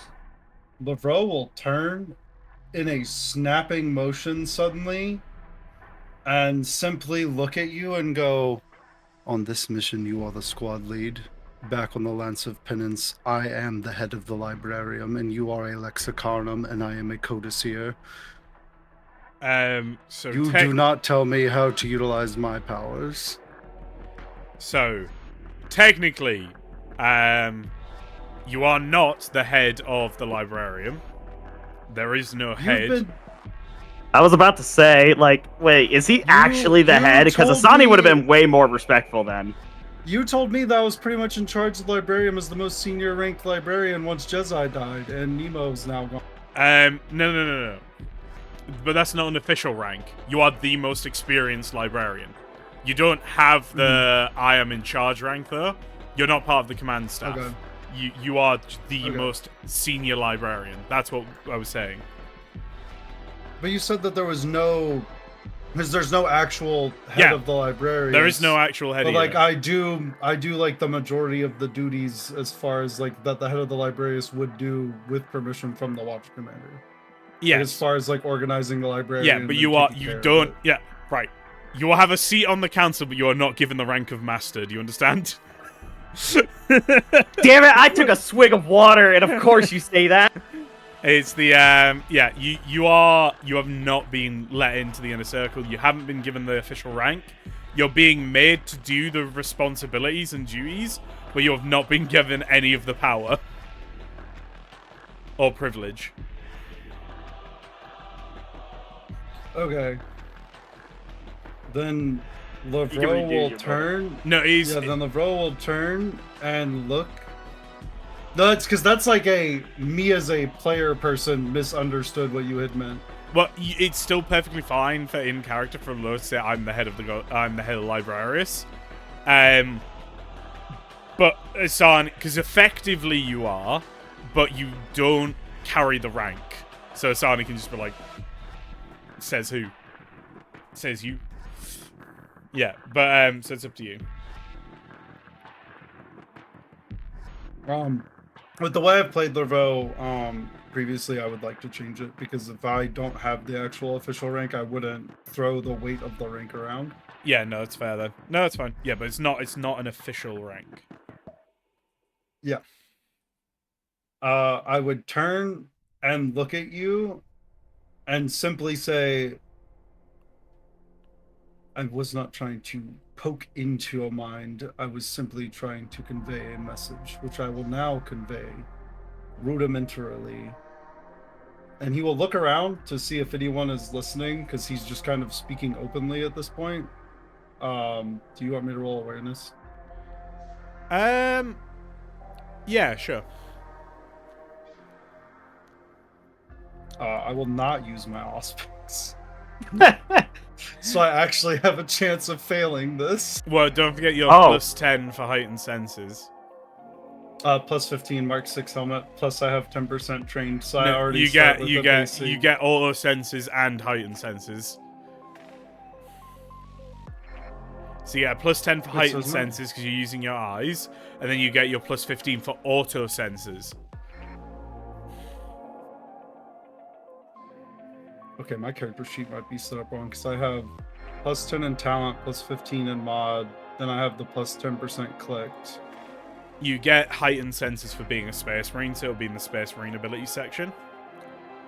Okay, so I get plus 25, then I get plus 10% from having spent the XP for Yeah. getting the plus 10% past. Okay. Yeah. Okay, I have it set up right. Hey. That's also a bingo. Yeah. That's However, one of the you things. are... Yeah, you don't see anyone near you. The guardsmen are definitely avoiding you, and I don't think any of the kill team will be trying to sneak a peek. Nope. I will look at Asani afterwards and simply say, if I go the same route as Brother Nemo, I am expecting you to kill me. If something crawls out of the warp after me, thirsting for my powers, simply end me so it will have no one to direct its ire at and will dissipate faster. Do not throw the kill team into a pitiless battle that will only seek destruction and injury amongst them.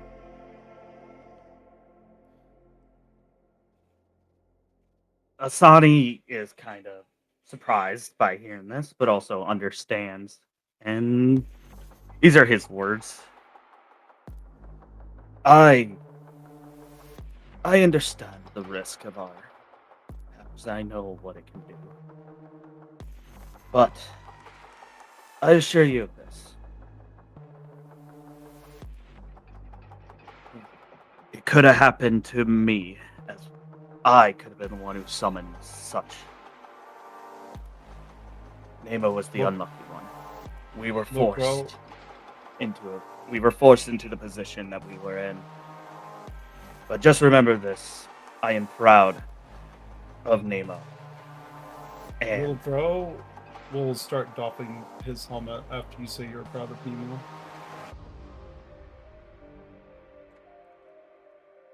Mm-hmm. I am proud of one, though he bears that of the same as the Black Shield. His priority in the end was the mission, and I no doubt believe that you would do the same.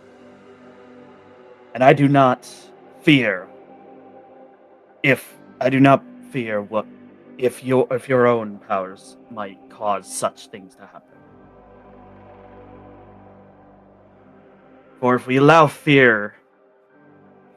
fear of what our powers can do, we cannot strive to use them at our most effective point. But I do promise that if a demon is to, if such a thing is to happen again, and if it comes from you, I will not kill you.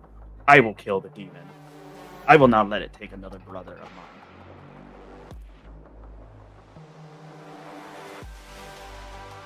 As you finish, Lavro has removed his helmet, and you can see this very far away look in his eyes as he's looking past you.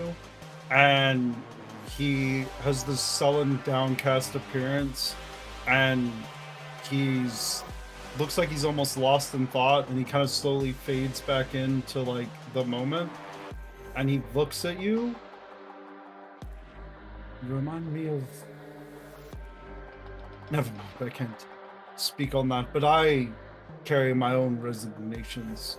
And he'll kind of pull the little bit of like combat webbing that's around his neck down so you can see a jagged, fully circular scar that's around his neck. You would have seen similar scars from warriors that had taken wounds from chainswords. I've already had one vision where a demon prince was summoned by my own hands, and Brother Kraus beheaded me. And I bear the scars for how visceral the vision was. So no, I do not fear the use of my powers, but I've spent almost 200 years studying the arts of divination and augury. It will happen to me one day. I just don't know when. And then he puts his helmet back on. Mm-hmm. As you put your helmet back on, and Asani's last words of this. Asani's go. Well,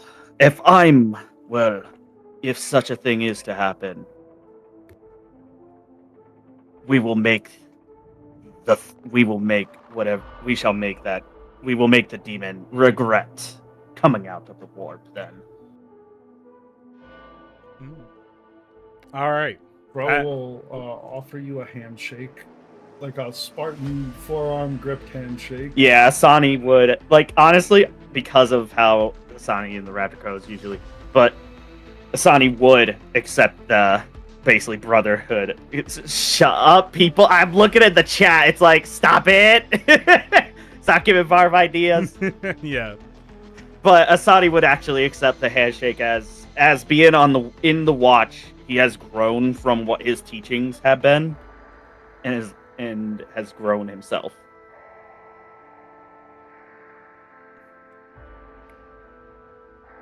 All right. Okay. So after that, the sort of the Master of Ordnance makes the kill team aware. Hey, got the information, and basically what the light infantry kind of found was there is an area near, like, in that kind of no man's land between the Tau position and the Imperial position, where essentially a bombardment has uncovered some tunnels that you can jump down into. It's kind of busted through the ceiling, and so it's not a storm drain, it's a breach into the underground tunnels. It seems like the Tau have purposely sealed these tunnels and concealed their entrances before this area was stormed. So there might be more entrances around here, but this is a pretty good lead because it is a large, exposed, open area near where the laboratory is. However, getting to it would be rather dangerous and a high risk of encountering Tau forces. But if you moved carefully and quickly, you could probably get there without being detected. You'd need to identify a good route, though. Cartograph time. I was thinking the exact same thing. Yep. Plus, combined might of navigation surface. Well, this wouldn't actually be a navigation surface check. It would be a tactics, guerrilla warfare. Oh, sorry, stealth and recon. Oh, I have that. Yeah, sorry. Does anybody else have it? I know for a fact he has it. We all have it. Ha! Alright. Well, if Asani and Leverix want to spend some time looking at the cartograph, give me a tactics. Give me the tactics test with a help action. Whoever of you wants to be the one to make the roll. What would yours be at? 52. Yeah, I would be assisting you as a. We both are experienced in these type of tactics, but you have the much better experience, so I will follow your lead, Leverix, for this. All right. Give me the tactics check, and don't forget to add a +10, Leverix. while LeBro's doing this, he's kind of like pointing out smaller details. I keep saying leverage. Specifically, it's fine. They're both applicable. He's gonna be pointing like smaller details out to. I'm trying to also decide if I want to spend a fate point to get an extra. Yeah, technically, right? Is Leverex and Levro, is one the low Gothic pronunciation and one the high Gothic? Yes, 100%. Yeah. I'm not gonna spend a fate point here, but he'll be showing Asani like smaller details that his longer life would have shown him, and things he's been taught that he's just pointing out like generally to Asani as he's assisting him. Yeah. Let's go! Oh, by the narrowest margin. At least you got it. Let's go. Okay. And then don't we get an additional success? You because do. I got help. You do. I'll go. All right. So, you identify a route through that will make you it will let you dodge a lot of the stuff. Like a lot of where the tower positions are likely to be. It's a pretty good route. However, no matter how you slice it, you guys are going to kind of have to get past some enemy forces here. And you will need a way to get through those enemy forces.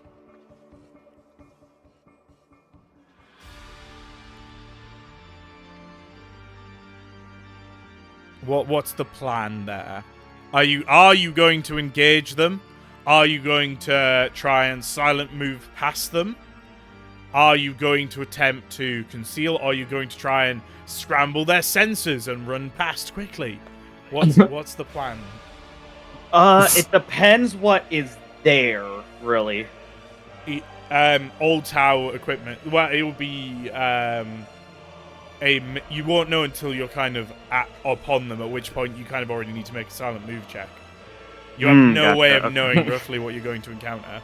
I just want to know how you're going to deal with it. What's the battle plan? Okay, we're going to have to move through this area. How are we going to get past enemies we're going to encounter?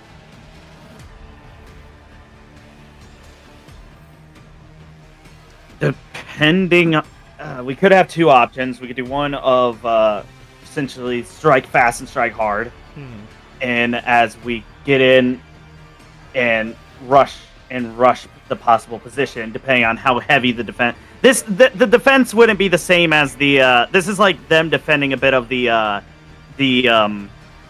tunnel network, essentially, right? No, so this is the no man's land, really, between the Tau defensive positions and the Imperial assaulting positions. And so you're only going to encounter kind of skirmishing raids and offensive thrusts in that area. I'm up for suggestions on what you guys might prefer.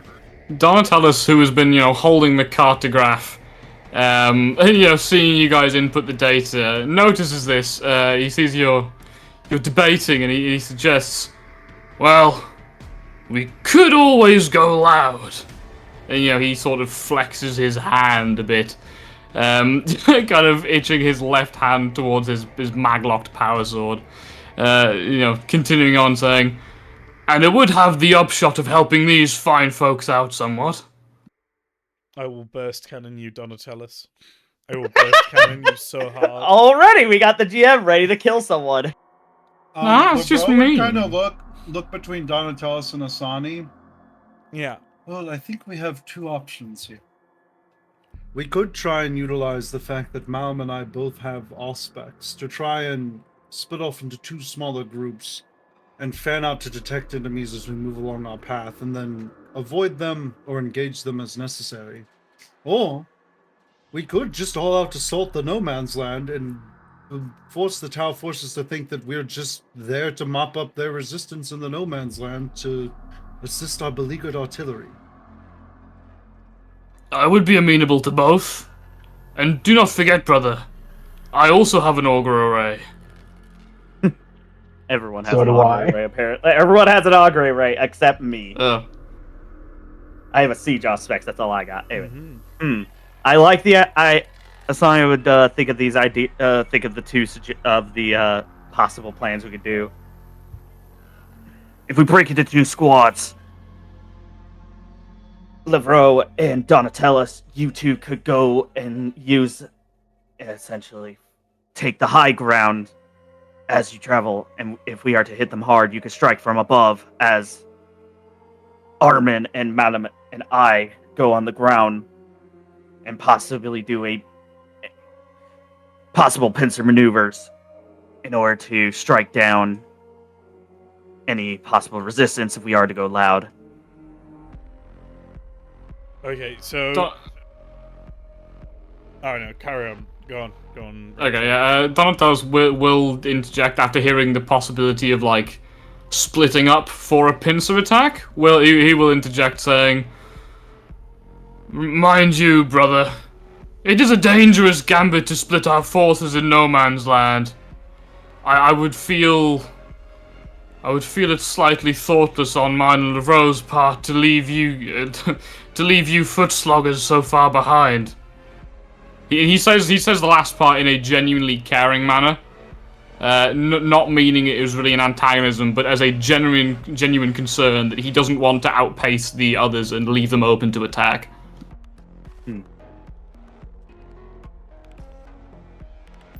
Asani would,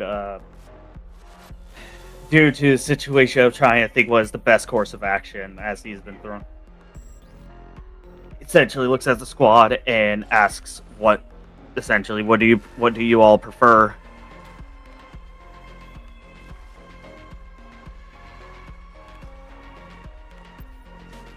Brother Malum, Yes. do you have any way to jam the Tau's visionary technology? I don't know. Let me check. I'm just I imagining think the tech that's marine something really like Machine Curse. No, just imagine the tech marine like looking over all of his heart. Like I don't know. I've put so much crap in here. I don't remember all of. I've got so much tech in my body, I don't even know what half of it does!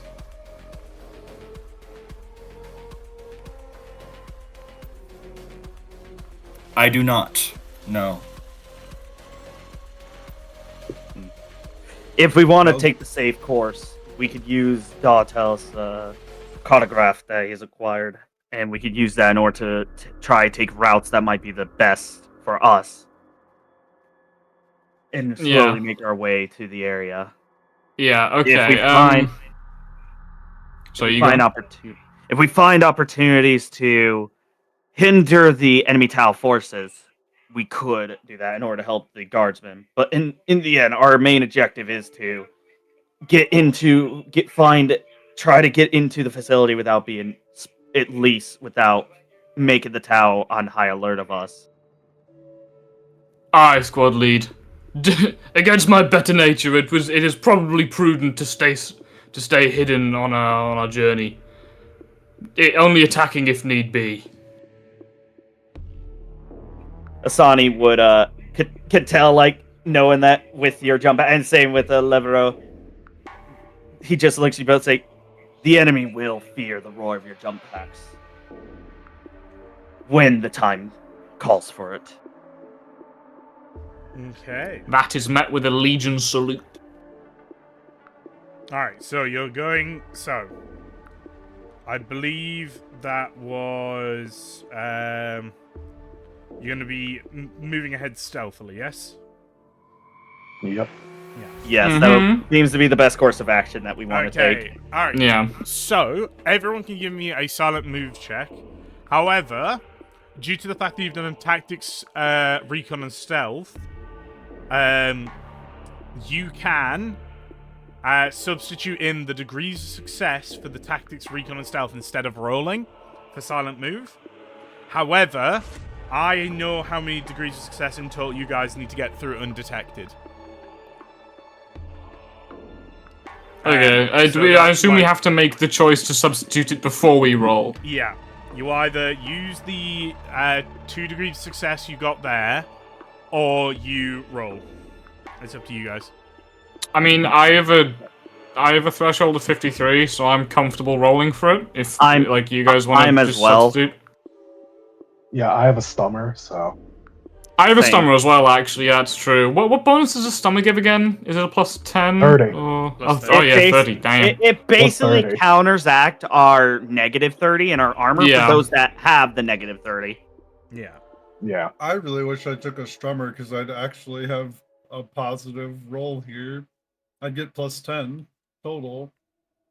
But what's the negatives? You said it was a plus 30. Damn that. I don't remember them being that, that big. It's Yeah. a minus 30 on all power armor unless you're a Raven Guard, basically. Yeah.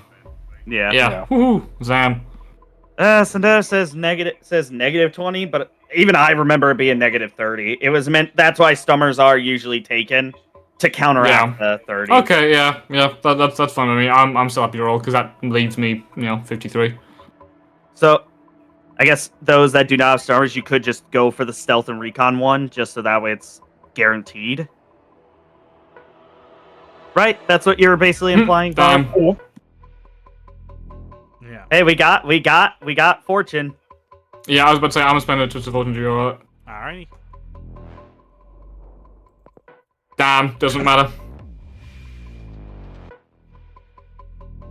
Yeah, okay, so that's 2 degrees of failure there. Rolling mine. Yeah. Alright. I'm using a fortune.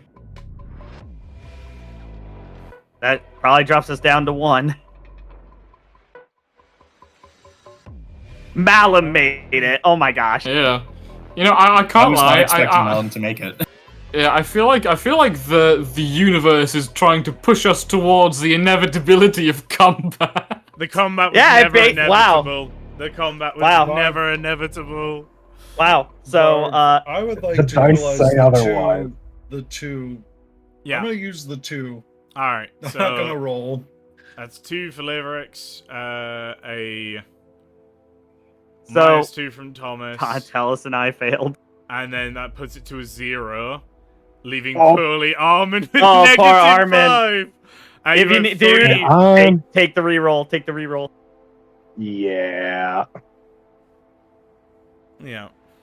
Apparently, we are not meant to stealth this. Oh my god. Hey! This is why I don't like Oh my stealth. gosh. Armin, was that a 3 degrees success? Was that a Twist of Fortune reroller, or one of your own fate points? I'm using a fate point. Alright, cool. You have 3 Twist of Fortune left and 1 Twist of Fate on the board. Alright, so. You unfortunately did not get enough degrees of success. I was wanting a few more degrees than this. So, basically, you guys are monitoring your ore specs as you're moving through this area, right? Trying to get towards the entranceway to the tower. So you've dodged a couple patrols, you've been moving around, but you guys in your power armor are just making too much noise, producing too much radiation, and you notice on the ore specs that a bunch of Tau forces are beginning to converge towards your position. A couple of patrols seem to have picked you up on their scanners. What do you want to do? You're kind of in like the middle of a debris area, like bombed out Tau houses. These patrols aren't immediately on you because of where you're moving, but they will be on you soon. Well, Donatello, seeing the readings on his Auspex change gradually and, start to come closer, he will draw both of his weapons and vox to his brothers. Well, brothers, looks like we may have no choice but to go loud. Asani would, honestly, Asani would agree, as it seems that the Tau are really wanting to make sure are really on guard after us failing. Damn it. I will say the breach into the tunnels is not too far away. You could theoretically reach it before these patrols find you, or you could scramble your signals, try to scramble their trackers, and try and lose them, or you do not have to go combat time if you do not want. But if you want to do combat time is I have a question, Yeah. and and this will be thrown around to the squad as well. If you guys How long would it take for me to set a essentially a like? Could I possibly vox towards the? Would my vox be able to reach the ordnance where we came from the artillery? Yes. I was about to say my long range Aw, telepathy. man. Well, if not, Here's the thing that sucks is I'm not per se a guardsman, but like the lore of the Imperial. But my idea was going to be try getting contact and maybe, I guess order a bombardment on the location, not where we're going, but like behind us, essentially. In order to make it where if the Tau there chases us, they're basically gonna get punished for it. Yeah. And then we could just make a full-on sprint for the tunnel entrance or the area where we're trying to get to. But I assume I would need Scholastic lore for guardsmen, correct? No, you would need for that. It depends how you'd want to do it, because you could try intimidating him over the phone, which would be difficult. Or you could try persuading him with charm, or you could try and explain, I guess, tactically what was, like, why this would be a good idea. I can't charm, because I'm not even basic in it. Well, I'm not even trained in it. Yeah. Well, you can. You just get half your fellowship. Yeah. Yeah. My fellowship sucks. Intimidate would be the best thing. However, I feel like intimidating him to shoot near our position would also be kind of good, because he'd probably be like, you know what? Yeah, why not? He made me mad. Yeah. Also, would we possibly be able to scrounge a advantage on the intimidate, considering we've already intimidated him once? I think it's pretty hard to intimidate someone over the phone. Like, even if it's someone you know that's scary. Yeah, especially because they when could just hang up. Well, yeah, because they can just hang up, and also, like, you're in a position where you could die, so you might not have to deal with you. But we Inquisition. Dead Inquisitors tell no tales. I could reach out telepathically, which would be far more intimidating than a Vox phone call. Honestly, I like that. I actually do like that, because then he can't even like hang up. So, what do we think of this plan, though? Try to get the guard to send an artillery bombardment behind us, so that way the Tau forces that are trying to locate us are essentially getting caught in it. Well, I think it sounds like a good plan. Could we get a? Would you want us to roll awareness with our aspects to get like a more exact position of where the tower coming from? Yeah. No, it's actually, it would be a tech use with that, I think. Like, to fine-tune the auspex.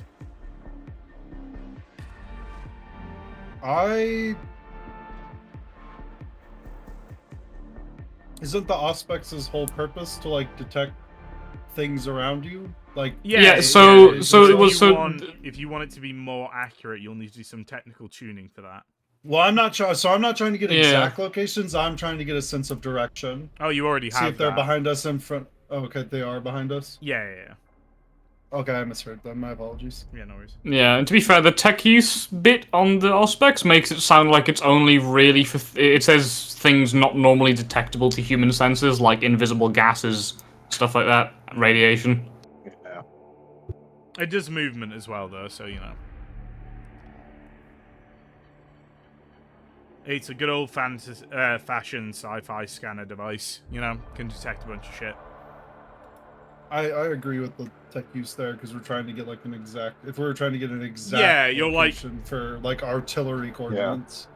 Yeah, if you're trying to narrow down its spectrum and do its precision, I feel that's technical tinkering more than anything.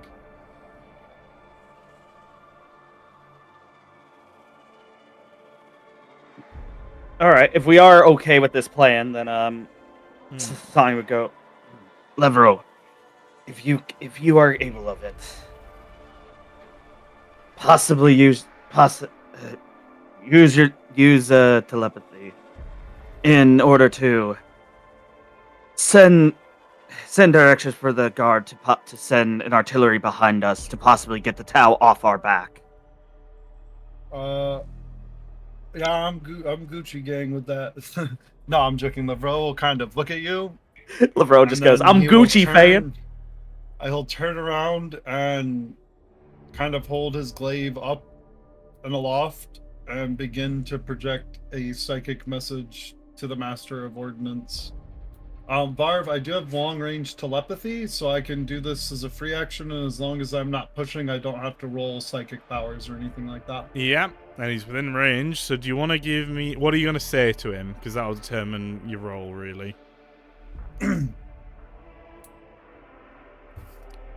Master of Ordnance, there are Tau behind us that are beginning to slip towards your lines. Here are their coordinates, roughly. I suggest you drop a heavy load of shaker upon them, so that way they don't breach your scantily defended lines. That's not very intimidating. That would be a charm check. Oh, it's not intimidating? That's not intimidating at all. That was polite conversation. I honestly didn't even think he was gonna have to do a charm because I thought like I was I'm not gonna lie to you, Varv. I tried to split the diff and go for like a logical Yeah, Tau but approaching your logic ends up Just under charm. scare him. Just scare him. You are using powers. Logic in 40k. What am I doing? Well, no. It's you know, you're making an argument to someone that's always based upon fellowship. It doesn't matter about what the facts are. Come on now. You know, valid point. Instead, the Vro will Var, for you, I want to clarify. Actually, I should have clarified this earlier. Do you treat short or telepathy as words or mental images? Because I've been told both. We'll go with words because I feel mental images would just make it useless in this scenario. Not if the mental image is me breaking every bone in their body. You can send both. No. Master of Ordnance, you will direct artillery to this position. Otherwise, once we are done with our mission, I will come back and bathe you in the blood of the Tau I've had to murder and stamp out under my boot, and then I shall do the same to you, in front of your men, so that way they understand that no one disobeys the Inquisition's angels, or the Emperor's angels, for that matter. Do you want to give me a intimidate check with a -20, please? No! Well, unfortunately, that's what you're going to have to do. I really don't want to do that! Well, unfortunately, that's what you're going to have to do. It might work out, who knows? I mean, we have fortune. We're We're trained in it, so... Yeah. Wait, hold up. Yeah, we're Starty's naturally trained in that, in Intimidate? Yes. Yep. Yeah. Yeah. Oh my! So you're not... That's why it's all pretty good. Okay, I didn't have that clicked, so I thought it was like staring at a 40, like, fuck me. Yeah, I can't I was kind of just like, damn, do you just have awful strength? Ooh! I'm sorry, I put the negative sign in that. That's my bad. My threshold is 71 minus 20, 51. Still a fail. Yeah, just use a fortune. I will use a... If you want to give it a +10, you could too. You want to use Twist of Fortune? Alright, give that a reroll. Wait, how do I do it? Isn't it minus 20? You have a -20 to this. But in the modifier, don't I type?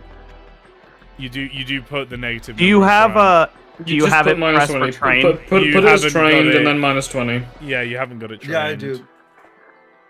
Oh, okay. I clicked it after I pulled up the modifier last time, so that's why it did that. Okay. Yeah. It's all good. Let's go, baby. Let's go!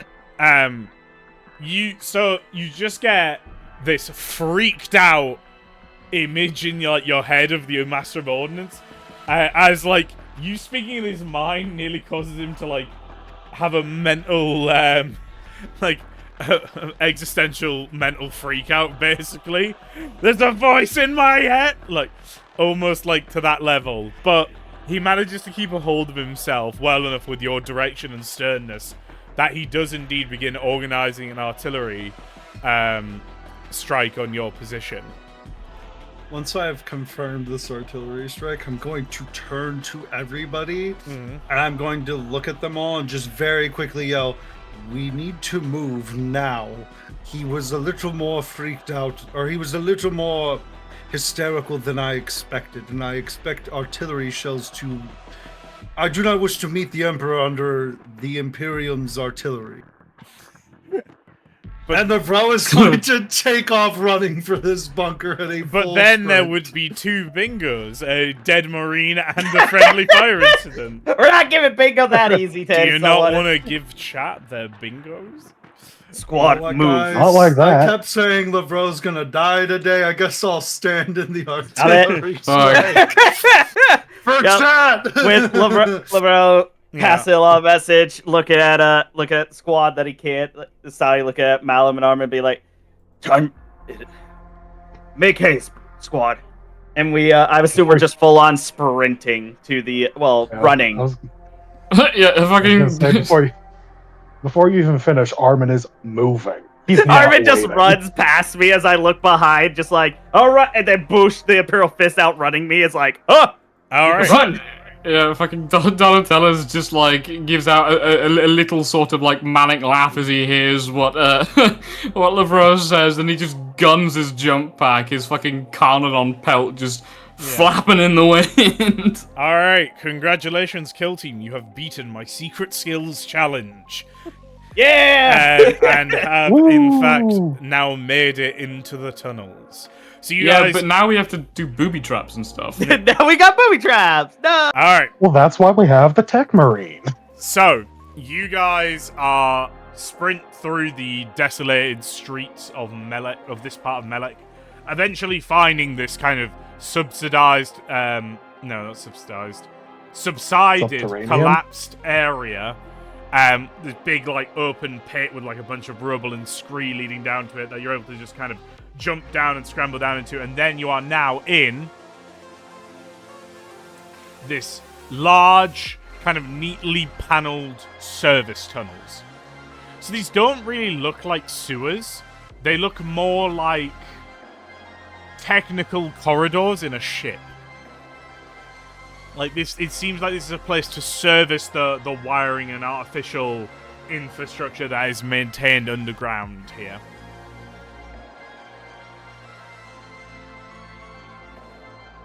Asani would, moment we're down here, Asani would pull out the siege specs and essentially have it out in order to possibly guide us. Yeah. Well, the siege aspects will help a little bit. It gives you like kind of a short range map of the turns and twists ahead of you. Everything around here is paneled with like this kind of soft silvery white. You know, it's a slightly metallic white. And there's loads of cables and glowing little infrastructure in the walls. But yeah, it's quite dark down here. Obviously, your helmets compensate quite heavily, and you can see perfectly well down here. But it's a little bit...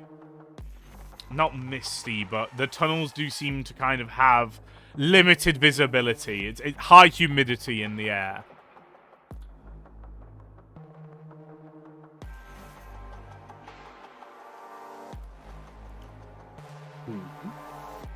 Okay. Did we want to certain, Asani is willing to be up front, just because being squad lead, he would not want to just put someone else up front. Unless someone else wanted to be. I mean, I can run point as an assault marine. I'm That more is a happy to do good that. point. You know, that's actually a good point. If you're okay running point, Don, tell us. Yeah. So yeah, we come in. Donatello sort of shuffles his way to the front, nodding to Asani as he passes, and he through a closed vox channel to Lavro says, "Good call, brother," and then closes it. Just running. Asani would also point to would actually request Malum. Keep Yes. your allspecs ready in case there's unexpected resistance down here. Understood, squad lead. How dark is it down here? Just so, like, as a general atmosphere thing. Yeah. It's pretty gloomy. Like, the only really light, there's like a couple of small LEDs in the wall, and that's the only lights down here. Yeah.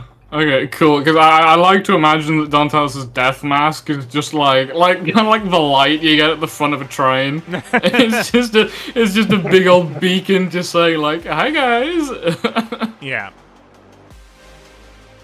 These tunnels are pretty cramped. You can maybe walk two abreast in these. Oh, sorry. Well, they're fairly spacious, but like for you guys, they're a bit cramped.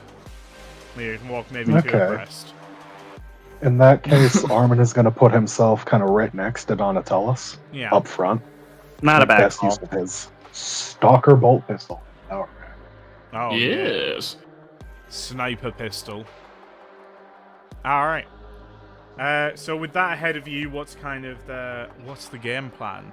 So you have these tunnels in front of you. You don't really know where they lead, but you know if you head easterly in general, you will kind of find your way to that lab. How are you going to get to that lab? Would the cartograph that Dantelis has be any possible usage for this? You unfortunately do not have any schematics of these tunnels loaded into the cartograph, so unfortunately not. You can attempt to find some schematics. Yeah, I was literally just about to say, can I make an awareness test to see if I find any like data terminals or whatever? Because I have an MIU. What does a Tau data terminal look like? I don't know, presumably something slightly No. rounded, holographic. You leave it at that bit. You don't know. Oh, anything vaguely techie. That's why I roll for it. There's vaguely techie stuff in the wall. Fuck. Right. Ooh, idea. Donatellis, do you want to give me a tech use check? I don't have tech use, so I can't. You have no idea. Hold on. Because I actually have tech use. However, I would vox to Malum. Malum, do you think you could use your skills in order to possibly figure out where these cables might lead based on the routes? Yes, squad lead. In fact, I know so. Then do it. Alright, so you want to use the cables to try and determine where the Tau are from here. To be fair, if Malum, if you have a better way of putting it, go for it. That was like the best way I could describe. Really, it's like, could the possibility? Yeah, basically the idea is to have Malum, depending on what the cables could be and what the power, and if he could tell where the power is going to, maybe that could lead us in the right direction. Give me a tech use with a -20 because this is Xenos tech. It's quite hard to understand. It's all up to you, Malum. You got this. We have fortune. Yep. Also, just made a very good point. Forbidden knowledge Xenos. Would that not if you illuminate us? You can give me a Forbidden Law Xenos roll to try and identify what a Tau data terminal would look like. I can assist with that. I also have Xeno markings Tau. Okay. Cool. As do I. Would I be making that check or? So Malum, one of you can make the Forbidden Law Xenos check, but I think you're being asked to do the tech use check. Okay, cool. I'll just I put my faith in the tech use of the Tech Marine. I mean, I can do it. Because I suggested it, I guess, so. Yeah. Yeah, if someone could donate a help action to that, so that I can only get a -10 instead of a -20 to that. Yeah, I mean, Spectre, you can. I think, because you're tech use trained. I actually can help you with the tech use, so... Yeah, okay. Yeah. So you're doing that, and I get one with 2 assists, right? Do you have a combi tool, by the way? Yes, I do. I actually That before will the mission, help. I made sure to. I made sure to make it so it automatically adds that beforehand, just so I don't forget. Damn. Our rolls are Well really aware. awkward today. I know. Do you They're fucking want awful. to re-roll that? Donatellis, are you happy with what you got? I'm gonna spend a fate point to roll that. Alright.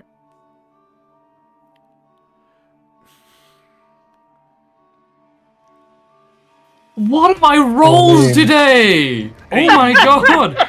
Hey, It Genuinely, is I've better. been rolling like Oh, so no. bad. but it's a bingo, no. guys. Is it? Yeah, crit fail into a crit fail. Oh, wait, really? Oh, I have to find it. I don't think I have that. I passed one test, and that was Yeah. to smell things. Yeah, that was to smell the stink of shameful guardsman sex. Donatellis, not a tough game today. Or not telling. Yeah. Alright, Well- Callum, do you wanna give us the tech use with the minus 10? Okay. Let's go! So Yeah. Donatellis, you're like looking over on these panels on the wall, and you think you see something that looks like a Tau console to you, and you press the kind of the activation button on it, and then there's just like blinking red light and like low vibrating sound just begins to iterate through the tunnel. Meanwhile, Malum, you you use your Omni tool and you kind of like plug into some of the wires on the wall, and like testing the current, you actually find a really solid direction where a lot of power is heading, and you're able to kind of follow that round as you're moving through these tunnels. But it doesn't give you a precise location. You kind of have a general heading. Yeah, but meanwhile, there is now kind of this almost alarm-like blaring carrying through the tunnels. Like an alarm. Could I? I don't know if Machine Curse could do anything to this, but could I do a Machine Curse? You can indeed. You can machine curse that alarm. Are you doing fettered, unfettered, or pushed? I will do Unfettered, just because I think that should be good. I'm Psi rating 4 now. Alright, give us a cast. All right, push is +3. Okay. Yeah.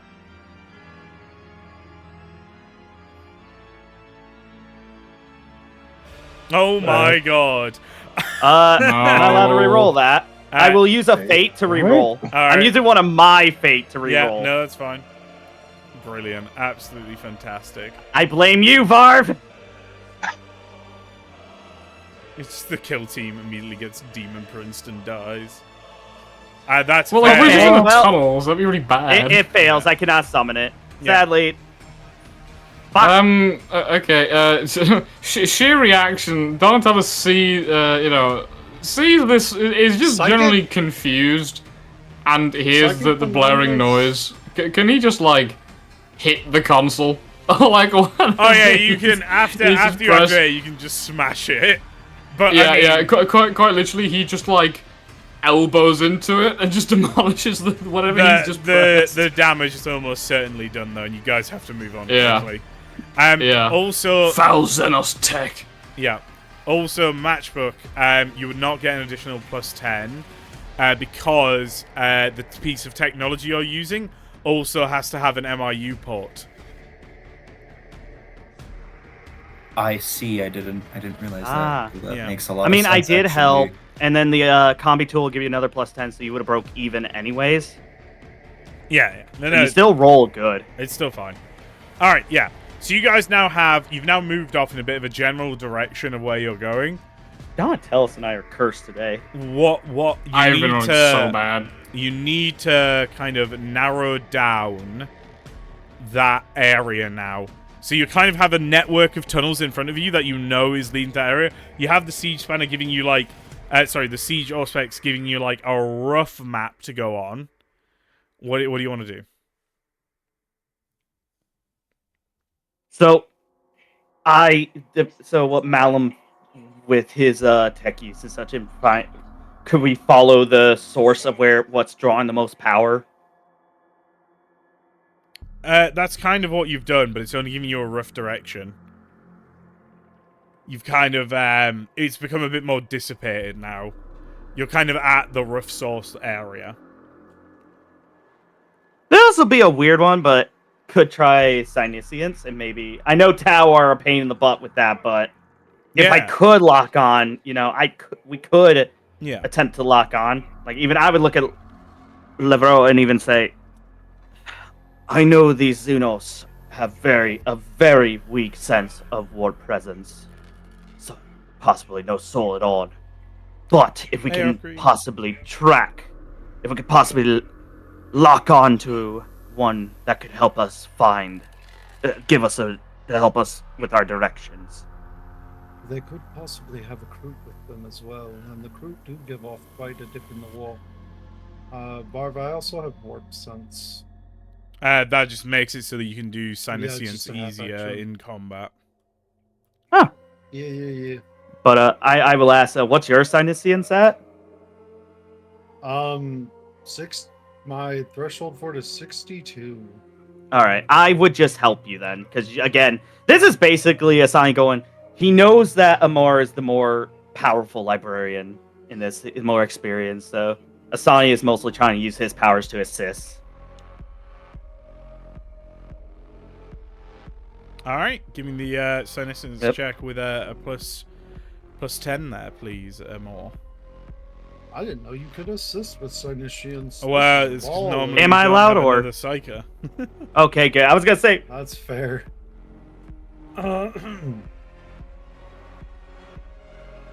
Let's go. Come on. That's the nice. That's the nice roll. That's 2 degrees because of the assist. Let's go, baby. Oh.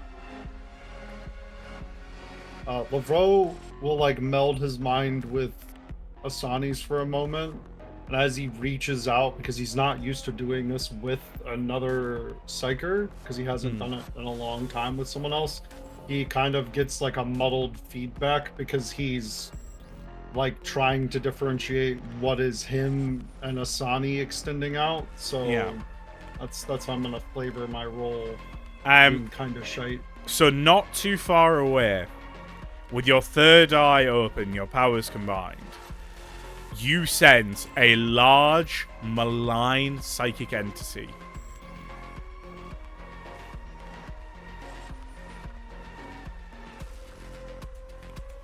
That sounds bad. That does sound that bad. Could be good. It seems roughly in the direction of the power source as well. Oh boy. Oh, if I may say something quick, I did want to give one. Sonny would have gave compliments to Malum, and essentially say, Malum, you make your chapter proud. Vox click of affirmation. He doesn't concern himself with compliments of others like that. Very fair. The bro is gonna kind of slowly begin to walk towards it.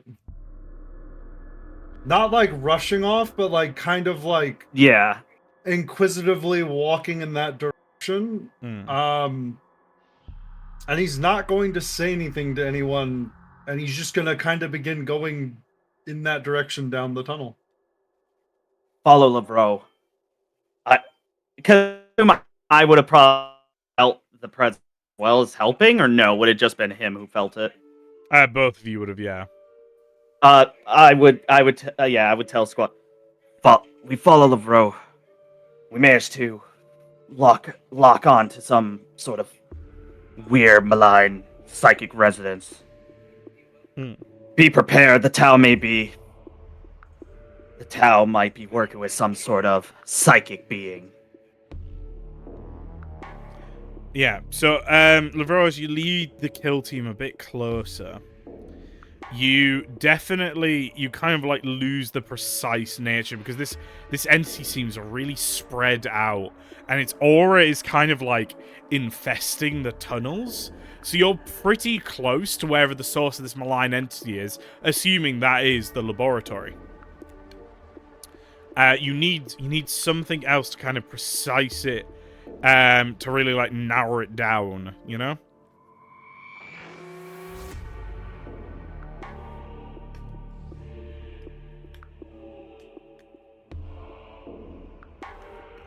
What do you want to do, Kill Team?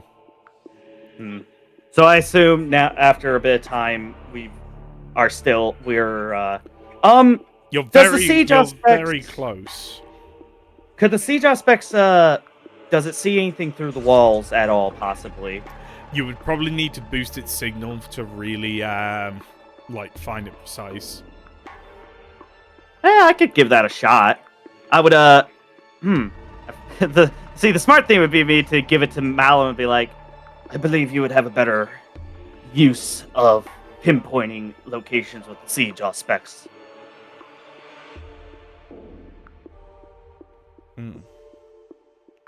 That would be the smart thing to do. Yeah, which Asani would see, like, kind of. So you're just going to try and boost the siege or specs then with Malalum's Augur Array? Yeah, if he can do that. Can I do that? You can. I don't know. Like, one way to find out. Yeah, there is only one way to find out, which is to do a tech check. I am utilizing our tech marine because I want our bro to have fun with that. You can. This does have an MIU on it because you can plug yourself into it. So. Thank you. I was just about to ask that. I can assist you. Mm-hmm. While they're doing that and making that roll, can I attempt to reach out to it telepathically? What, the malign entity? Yes. No, unfortunately not. There is no. You can't detect a consciousness there. Oh. I just make a quick awareness check. It's an aura of ick. I believe. Oh, damn! Damn, Malum. Yeah, damn. Okay. For previous missions, it's my thing. Can Laveau attempt and then like he realizes that there's no conscious there? Yes, yeah, 100%. Okay, Laveau has an idea, and he'll share it with Asani over private box while they're messing with the siege specs. Yeah. Brother, I have felt something like this before. A malignant entity of deep psychic resonance. And it was an artifact, an eidolon. Of chaotic power embedded deep within the wall. I fear that we may be running into the same thing. I've tried to reach out telepathically and it has no conscience.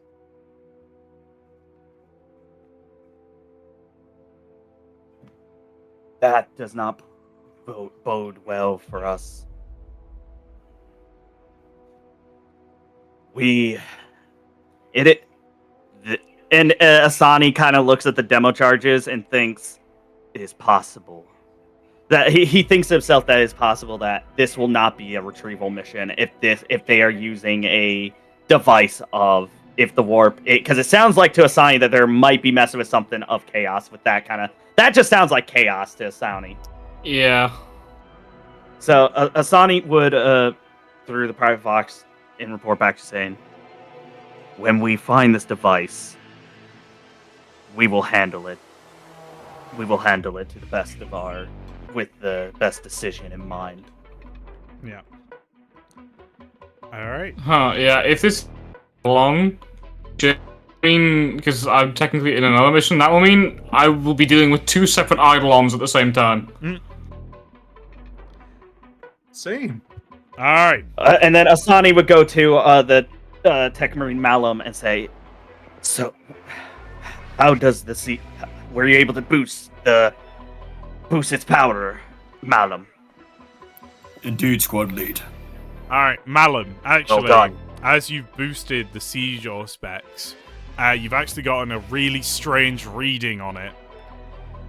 There is a friendly Deathwatch ident signature, like, 3 turns up to the right. What? Oh dear. This is definitely some fucking. Well, obviously. You also have we found did the that. laboratory. Oh, sweet. Let's go, Malum! Our boy! Just see, if anybody wants to know a stream, Voldy is saying, I swear to God, and it says Thomas there, right now. I played these games before. Oh no. Oh no. So, Malum, if you want, this is your moment to tell us what you found.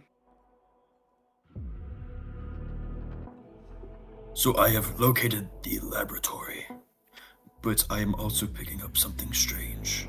A friendly signal. One of our own, of the Deathwatch. With that, when you bring up that, Asani goes, seems we might be taking... Because even in it, see, Asani being a raptor in his mind, he thinks, even with that information, he's just... His chapter's training, his doctrine are like, it is not a priority. However, Asani's own mind is, that is not right. As even he knows that if another squad was sent, why were they not informed? So Asani goes to open Vox for the squad, not open Vox for the Tau. You be gone, Varv. Nah. We shall investigate what Malum have found with the signature of a possible brother. And I want to know why one of our own is down here already, and we were not informed. And you said this is to the right? Yeah. It's kind of on the way to the lab, but not quite. We will investigate this. I want to know who this fallen one, if fallen at all, is why they're down here. Malum, the friendly signature is moving.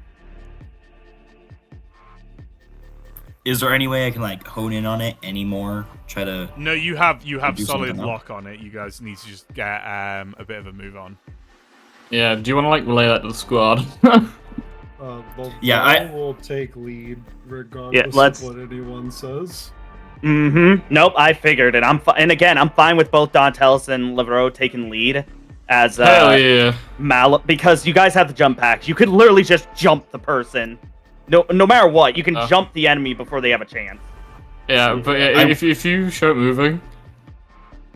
Yeah. So I guess I would Malum, say keep a lock on Malum that would coordinate. be. Yeah, Malum would be in front as much as his squad mates will let him, as he's trying to lead everyone to this signal. So of the Marine. Ooh. Is that what we're? Yeah. I have a funky donkey question there, Varv. Yeah, go ahead. Before we engage, can I use long-range telepathy to try and ask Keeper Hamish if he knows of any other Deathwatch squads that are here? Because we just got a friendly ident in the lab. Keeper of Hamish? Keeper Hamish would not be in range. Keeper Hamish. Keeper of Hamish. So what, 200 Captain kilometers? Vargas? 200 kilometers. Yeah, I think you'd be within 200 kilometers, actually. Alright. Lavro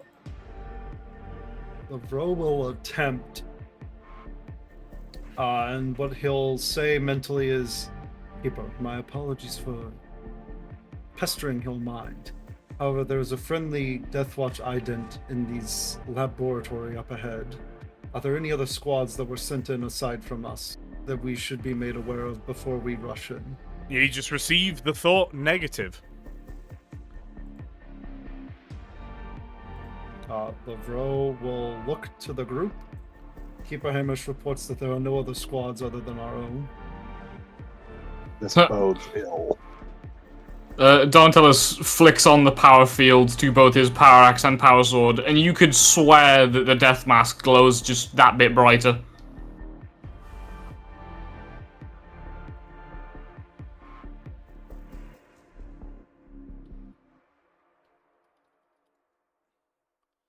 Yeah. Alright, so as you guys advance, there is this genuine, like, eerie silence. And, you know, Asani and Lavro, you're trained to, like, oh,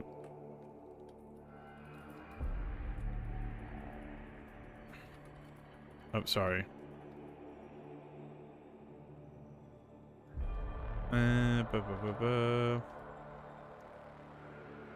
Sorry, I've just finally gotten a message from Wesham after been waiting for him to message me for ages.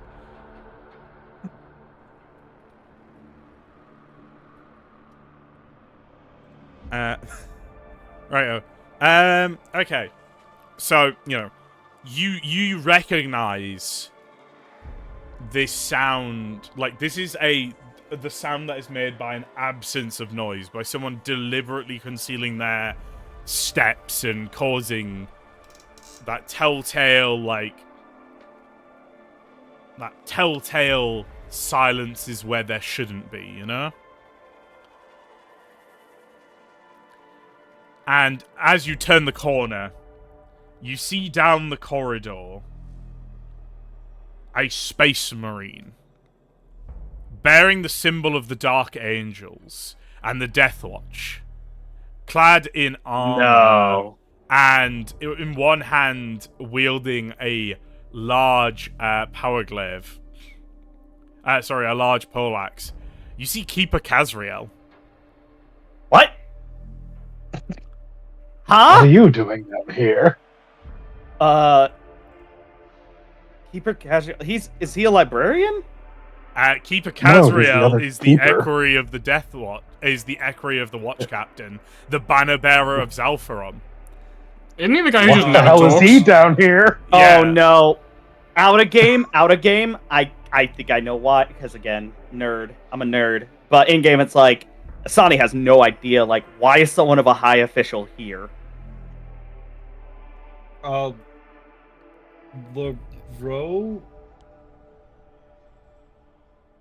would he would see the keeper and immediately try to long range telepathy to Keeper Hamish that Lavro, the moment you send out that psychic power, you collapse on your knees and scream in agony and immediately pass out.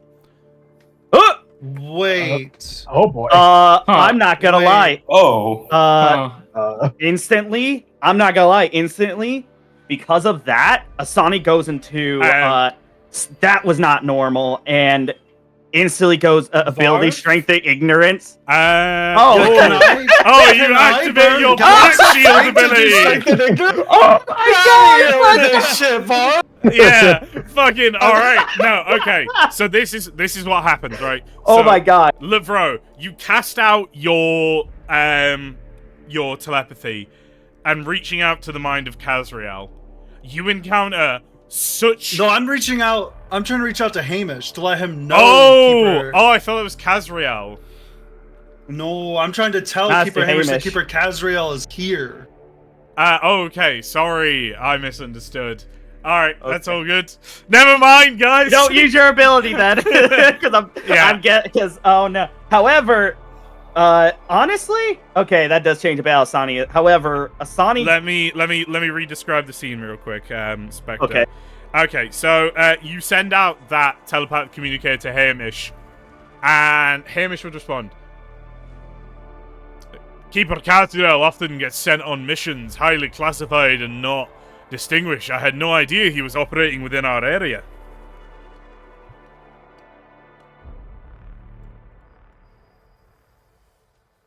Keeper Kazriel at this point has noticed you, and he just turns, like, kind of giving you guys all a look, and then he just signals, greetings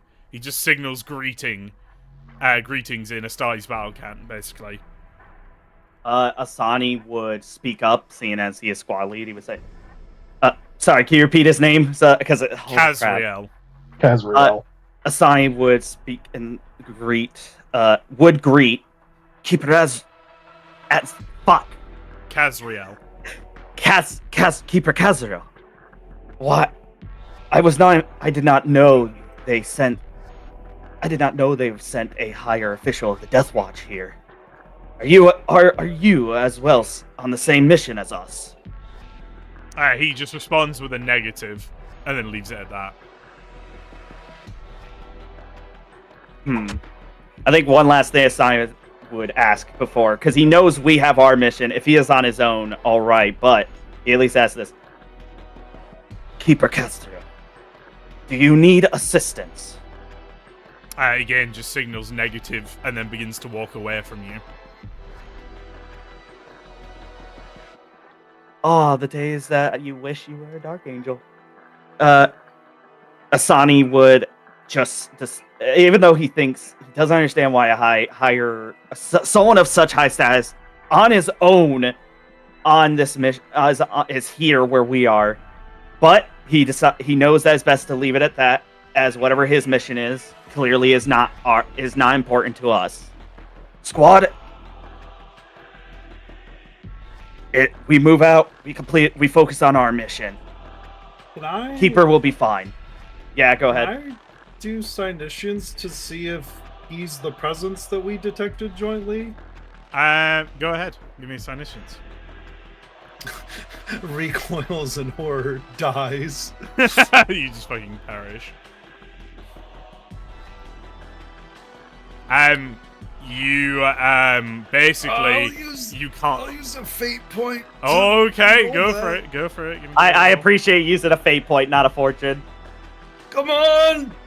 Let's go, baby! Shit. Let's go! Okay. Leverex, willpower check. Oh no! The real question here is is it? Can I use strength and ignorance in this instance? Automatically, yes. I think it applies because it is psychic backlash. Yeah. Okay, I will use strength and ignorance then, so I don't immediately collapse. So, Leverex, you open your third eye to gaze at Kazriel, and essentially, what you receive is the empty corridor, the swirling void of the warp. Around you can see the souls of your brothers. You can see the blood-dripping soul of Donatellis. You can see Malam's soul, weaker, infused with cold and iron, pulling it away from the realm of the spiritual. And you can see the stoic, almost stone-like soul of Armin, along with the other bright and burning soul that is your fellow librarian, Asani. However, as you gaze towards Kazriel, you don't see a soul. You instead see a glitch. Something changing and twisting and turning. It's not the malign presence, it's something that's breaking reality. It's something that... and you pass out. Even with the past willpower. Leverex straight up just keels over, suddenly in front of you all. Donatellis will maglock his weapons to his side and, rush to Levro to, be like, yo, you good, dude? You good? Is Keeper Castell still there? Keeper Kazriel turns. Or Kazriel. Sees Leverex on the floor. Flicks something on his belt. Leverex, you immediately awake. And then kind of turns to you guys, and then he just signals your objective is the other way and points behind you, and then walks off. Asani, seeing that, disappearing from sight. Yeah. Yeah. Oh yeah. Asani casts Smite on him. No. Nah, but just look, I caused a TPK, guys. Anyways. Yeah, Asani would also check on Levro and say, brother, what was that? What happened? Levro rips his helmet off. And is just frantically trying to breathe and is like, there's no intelligible conversation that's going to come from him at this point, as you can see gray warp fire like circling around his eyes, like almost, but it's like it's not escaping the ring of his eyes. And he looks at Kazriel as he's walking away, and he just looks at you, Asani, and you just feel like a mental probe blast at you as Lavro tries to mentally explain something to you because he literally cannot speak at this point. Asani would accept. Now, after, like, he wasn't kidding. Asani was not kidding.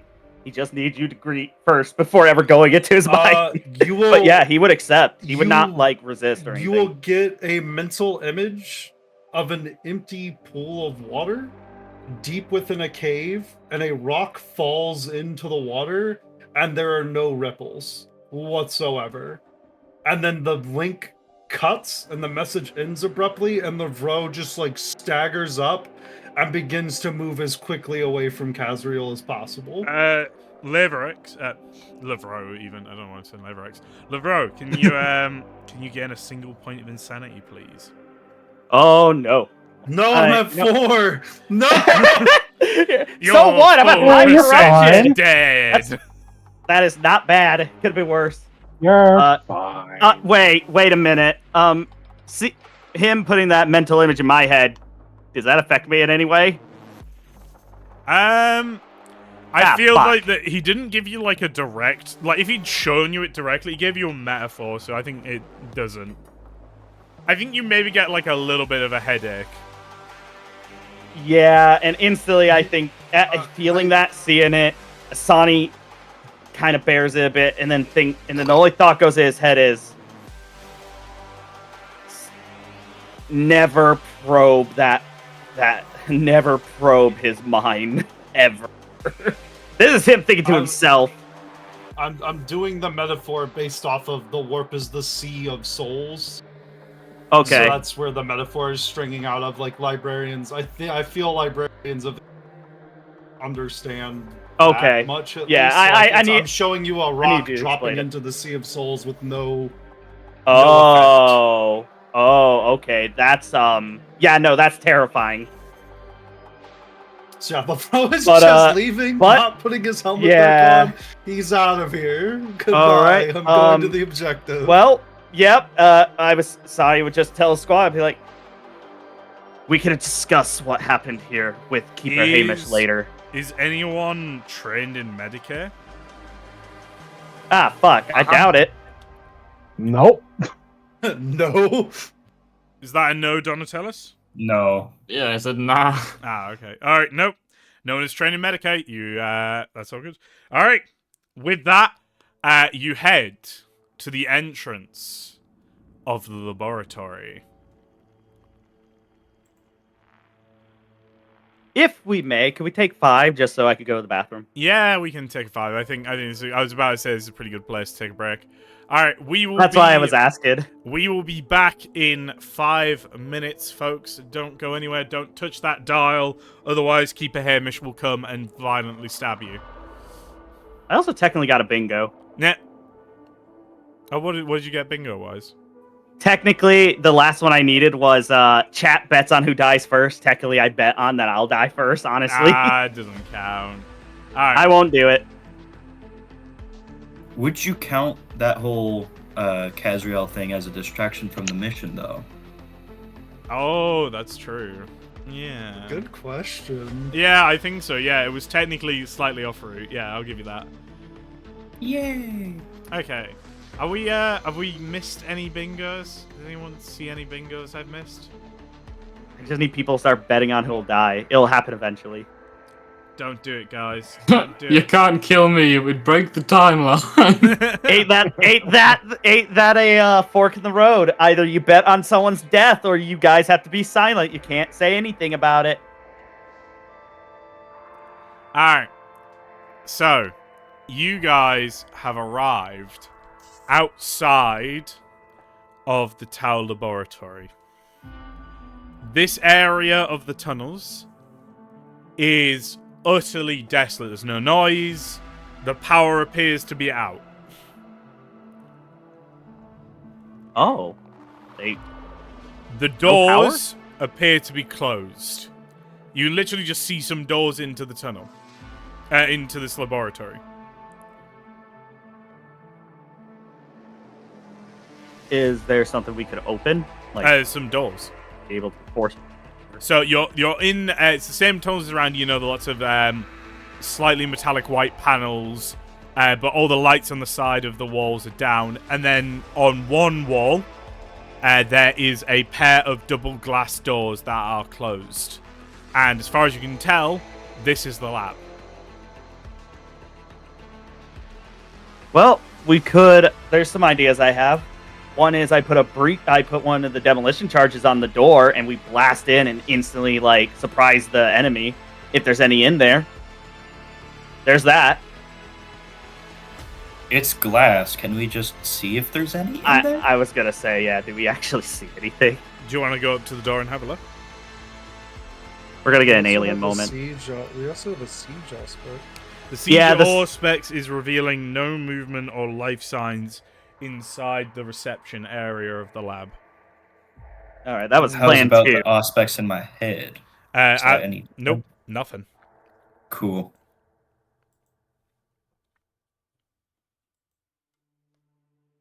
Are we able to just break the door without like? Man, why are doors your worst enemy? Why are doors always the problem? Am I the only doors one are the thinking we're enemy. overthinking this? Like, Yeah, no, that is what's happening. I'm overthinking it. Yeah. What's the who? How are we going in? I mean, okay. To be fair, is it worth having a Forbidden Law Xenos check to see if we see any like Xenos, like I don't know, detection devices on the door? Oh yeah, you have that right for like higher than most. I mean, mine's 40, so Can I probably use- not. Can I use a Xenos markings tower to make sure to see if the doors push or pull? Yeah, it's marked with neither because it opens sideways. It's an automatic door. say. Yeah. Okay. Who wants to do the Forbidden Knowledge Xenos test to see if it's booby trap? I'll do it. I have 52. Go Cool. for it. I'll assist. Yeah. I'm getting 1 assist or 2. I would I'll assume. help. Yeah, go for it. That's 2. Let's go, baby. Alright. So, examining the door, it doesn't appear to have any strange devices on it. It doesn't appear to be any unknown technologies. It does genuinely appear to just be a standard Tau door as far as your knowledge of the aliens is concerned. Cool. Alright, Donatello Lavro kicks the into- door. Oh, no, if you do it. Lavro, after examining it, just walks up to it to see if it opens. It does not. Well, Now can I kick the door in? Go for it. yes. Yay! I like kicking doors open. You kick the door in. You don't even need to make a roll for this. You are a space marine. This is a door. It's not even a reinforced door. It's a cheap door. You know, it's Yeah. like a little door. You smash the glass. You tear the thing off its hinges, and they scatter into the reception. As you kick the door in, all the lights in the reception turn on. And the entire room is bathed in a warm, healthy yellow light. The inside of this entire area, there is a desk, 4 doors, one opposite the entranceway that appears to lead to an elevator because there are some stairs right next to it, leading further down into the facility. To the left is 2 doors, to the right is another door. And there is a large reception desk and a bunch of benches in this area. It's all very clean. It's all very nicely appointed. There's a couple of like holographic kind of symbols and stuff along the walls. A bit of decoration. This kind of like black trim with this like string of Tau characters that seems to just be kind of like a quote of the day thing. there's kind of like a pot of sand in one corner with like a nicely shaped geological rock pointing out of it with some kind of crystal veins running through it. It just appears to be decoration.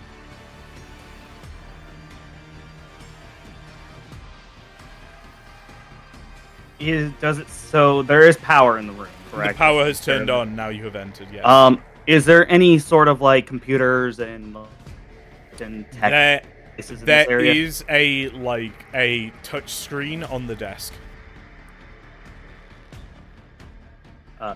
Sonny would box to Malam. Malam, do you think you could possibly find any information on these Tau devices? Already ahead of you, squad lead. As you push to talk. My bad. Where did I stop? You said already on it, and then you're about to say what you were gonna do.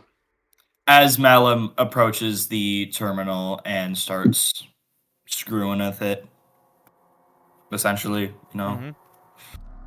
Immediately you find you cannot interface with this thing by touching it with your gauntleted hand, and there is nowhere to kind of jack into it either.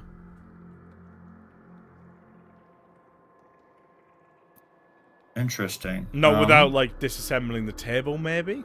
You're not quite sure. There's no like port. There's no like USB port. What's stopping Malum from touching it with the gauntlets? Is it just like they're just too big and bulky? No. As in, he touches the screen with the gauntlets and it does nothing. Oh, I mean, you have a mechanical arm that I have two bionic arms. Does that still count as a gauntlet? Your mechanic, you use your bionic arm that's exposed. It just doesn't do anything. Okay. It's like touchscreen. Got it. Cool. Just in case, Armin, what do you have? What stuff did you bring for Rec, by the way? I have a auger ray plugged into my skull now. I have a stummer and a stalker bolt pistol with a red dot laser sight. All right. Asani would, as Malum would attempt, seeing as that, just to be like, as Asani would give out orders, just to keep the squad going. Armin, does your auger specs detect any possible Tau forces or any forces at all? Now with the power back on. Let me make an awareness check to see if I find it.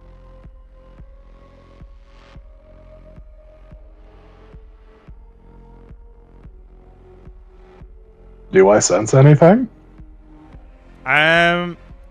Examining the room using your Auspex, there is absolutely no signs of Tau like that you can see. Technically, if you want to like go through this room properly and find any stuff hidden in the room, I need a search check, not an awareness check. If you want to search the room properly and find hidden stuff, that's a search check. Anybody trained in search? Nah. Nope. Yeah, you don't find anything searching the room. No signs of anything. There's just the elevator, the stairs down, the room to the right, and the two rooms to the left. If we want, we can check out the rooms. We might as well see what we can find here first. Is there any way I can like figure out how long it would take to disassemble the terminal to make it so I can interact with it? Give me a tech use check.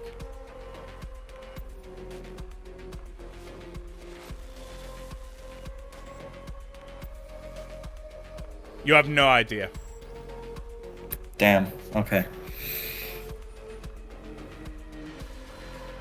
Don't forget about fate or fortune.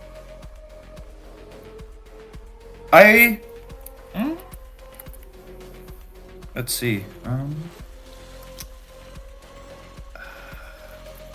Is this really something I would want to waste something like that on? It is up to you. I was just throwing it out there. Asani would, I will say, Asani will be saying, because might as well check the left and right rooms. He would call to Leverett, and I will check the left room, while Donatellis and Armin should probably check the right room. Works for me. Yeah, sure. Donatellis will, like, tap Armin on the shoulder and say, "Let's go, cousin." Armin will nod and follow. All right. Sorry, which room were Armin and Donatellis checking out again? The right room. I the told right him to room, go I said? right. Yeah. Okay, sorry. Just had a fucking aneurysm there. All right. Okay. Opening up the door to the right room, you find a small storage room. Like, genuinely, this is got some boxes in it and some office supplies and some kind of like general odds and studs, tissues, that kind of thing. It is really, it's just a normal room. However, can you both give me awareness checks, please? Sure. Can I use my auger ray as help with this? No, this is just, I need your eyes. Your eyes and eyes alone. Okay.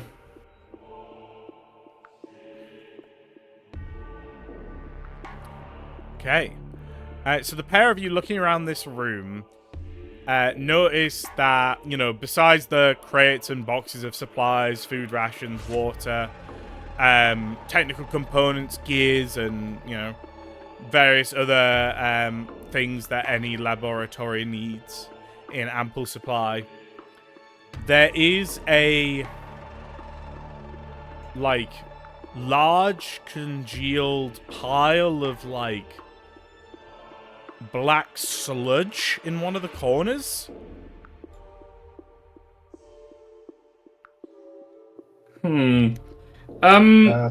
Do I happen to recognize this at all?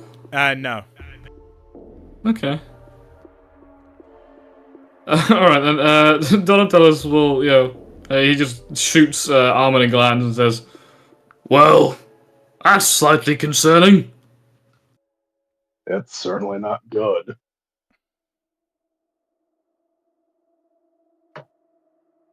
Good check of.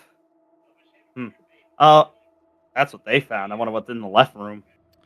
Opening up the left room, there is just it's just an office. Soft carpeted floors, numerous little trinkets and accoutrements, books. It's all in good order. All appears neatly arranged and left with purpose. Same for the second left room. One appears to be an ethereal's chambers, and one appears to be the head Earthcast scientist's chambers. Lavro will grab any sort of documents or anything he can find out of the ethereal's room. Yeah, you can find some books, and then there's maybe a data slate almost equivalent. Looks like. Lavro will take it. All right. Asani would box to them and to the squad that are not with Ian Lever, and inform them. Seems the left rooms are clear. How is your end, Donatellis and Armin? Squad lead, we appear to have encountered some sort of sludge. It does not look natural. Can I make an awareness test to try and smell it just to see I guess what it smells like? It smells metallic. Oh, okay. Okay, so yeah, he will also tack on then, just you can hear a brief inhale through the vox, and he then also says, "Likely metallic in nature as well." Other than that, nothing of note. We do not know what these Tau were experimenting on, and it's clear that it was something important. We have found an ethereal room. Squad, we should form up. Seems like we may need to start exploring this area. And then the last thing he would say is, keep an eye out in case there may be hidden surveillance devices. They may already know we're here, possibly. Vox click of affirmation. Woo. Yeah. All right. You gonna take the elevator or the stairs down? Can the elevator fit all of us? No. I didn't think I so. kind of like I think just Stairs stairs based on Yeah. elevators track records recently. Stairs. Yeah, you know what? Oh, As come someone on. who came from a mission with an elevator track record, yes, let's take stairs. All right. What's the other elevator track record? Donatella's or mine? I thought someone else also on a separate mission fell down an elevator somehow. Amazing. Right. Anyway. So yeah, you guys head down the stairs, and as you descend down those stairs, you enter kind of the next area of the laboratory. Immediately, you see a large hangar room with a very large Tau battlesuit plated in black. Around you is laboratories, workstations, these kind of 4 large rooms with big glass windows, a walkway leading around, and a red energy shield is down around the hangar. So you guys are, right now, you're on, not like the ground floor, right? You're on like basement level 1. And the hangar occupies basement level 1 and basement level 2. And then this gantry goes around the hangar. There's a set of stairs on the opposite side that seem to lead down. Oh, sorry, no, there'll be the stairs right next to you that lead down as well, and the elevator. Immediately to your right is one laboratory. Immediately to your left is another laboratory. And directly across from you is another laboratory, and there would be one laboratory behind you. So it's kind of just a... Shall I paint you a quick picture to help? That would be nice. Yeah. Does that battlesuit look like something we've seen or has been cataloged in the reports at all, or no? No. It looks like a completely unique design and prototype. There you are. Can you all see the little nice image I have? Yeah. Okay. Can I make an awareness test with my auger ray to try and see if there's like any life signs from inside the battlesuit? There are you cannot detect any life signs in the hangar. Okay. Hopefully good, and hopefully that thing can't shield life signs. Asani would at least give a thought to the squad, just as maybe humor to him, but... Squad, what if that artillery made them evacuate? What if they feared that we were just going to destroy this facility? Wouldn't that be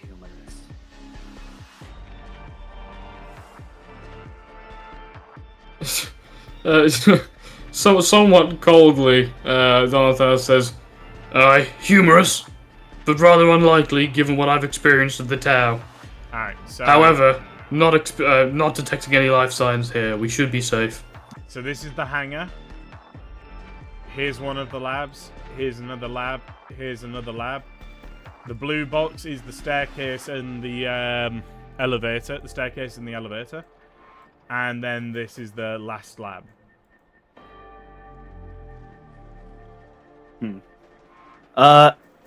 Asani would ask Malum, can you pinpoint any possible energy signatures that we got from before that might be drawing on more power? with the siege Yes. aspects.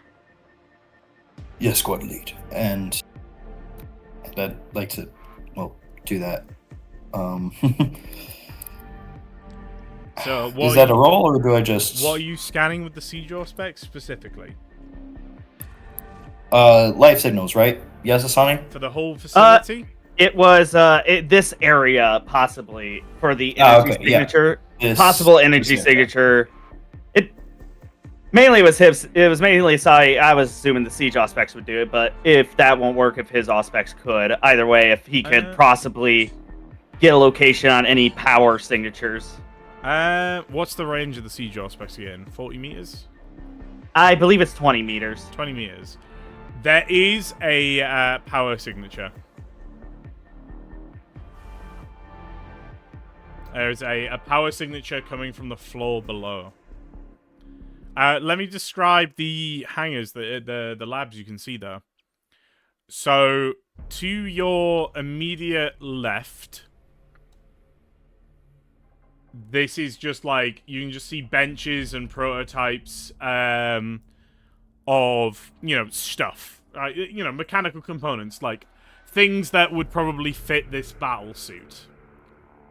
And it's the same in this lab here, behind you, and it's the same in the lab to your right. However, the lab directly across from you, the windows are completely blacked out. As is the door.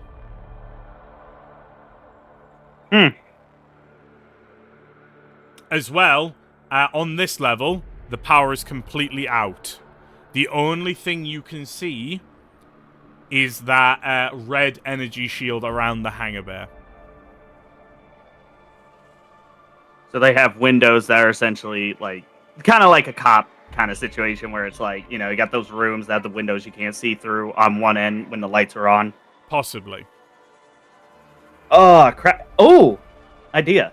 Just because they're guns. But I got something funny you could do, Armin. I would like to say you can see into this lab through the windows. You can see into this lab through the windows. You can see into this lab through the windows.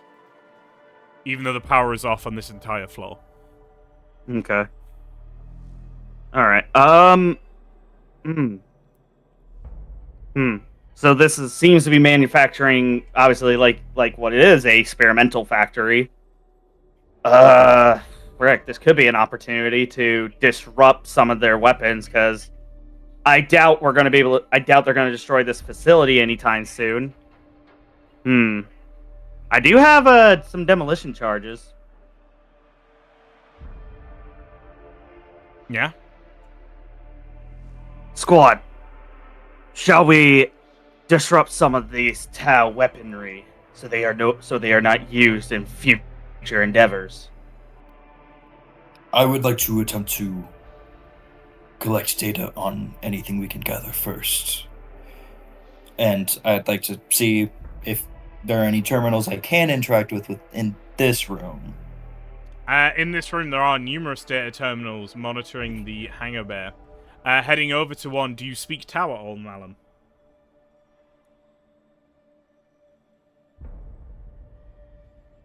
Malum, push to talk. Yep, sorry, I pressed the wrong button. I do not, but I do speak Technolingua. That is no good for Tau. The Tau do not speak Technolingua. Is this speak Tau or read Tau? Read Tau. Oh, okay. It wouldn't matter anyways, I have neither. Are you trained in literacy?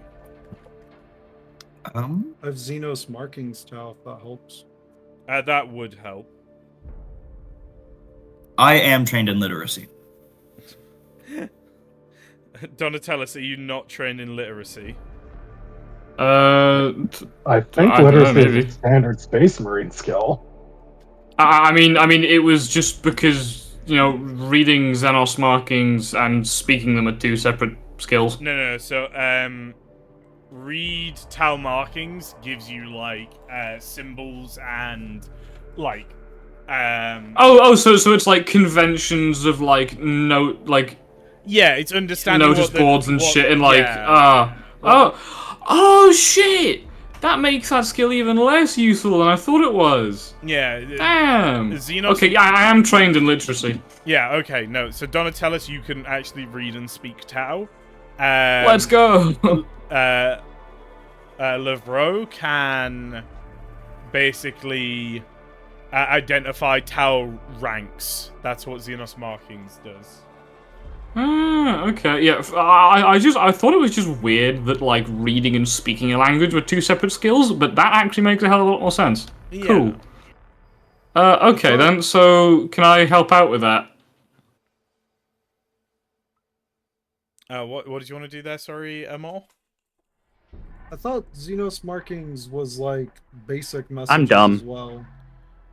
I can check. If I remember reading it, because if I remember reading it correctly, it's if you handed me like a pamphlet of Tau literature, I can't read that, but like basic stuff like directions and like markings that they use regularly, I can read all of them. Yeah, I think like that like you would be able to read their road signs, but not a book. Is kind of is my understanding for Xenos Markings. You can obey traffic laws, but you wouldn't know the highway code. So I kind of want to backtrack a bit on what Asani said, because I forgot that the secondary was to acquire the Tau technology. Well, it's acquire the primary with the Visquate. Acquire, destroy. So yeah, if we can acquire some stuff, great. Anything we can't, destroy it. Yeah, okay. So was the, like, Tau language brought up because Malum wanted to, like, read something? Yeah, Malum was accessing a panel. I asked him, do you speak Tau? Okay. So I suppose seeing Malum's, I don't know, like, demeanor change to one of annoyance at not understanding it, Donatellis, he voxes to Malum saying, "Brother, are you having difficulties parsing their foul language?" Yes, I am not fluent in their speak. I shall aid you. Yeah. And so he'll, go over and try and understand it. Armin, what are you doing right now? I'm going to start heading over towards the lab with all the blacked out windows. Okay. Alright, so Malum, with the help of Donatellis, the pair of you can see that this entire system is in lockdown. It's shut out and frozen. There is actually, like, nothing you can... Okay. Someone's just posted the definition for Xenos Markings in chat. So, yeah, that's what we said. So they're following road signs is a good way of thinking of it. But anyway, yeah. You can have, like, a look at the... The whole system is shut down and locked out. There is nothing you can do to kind of, like... interact with it. The whole computer system is shut down and running on reserve power. The fact that the lights turned on upstairs is actually kind of weird.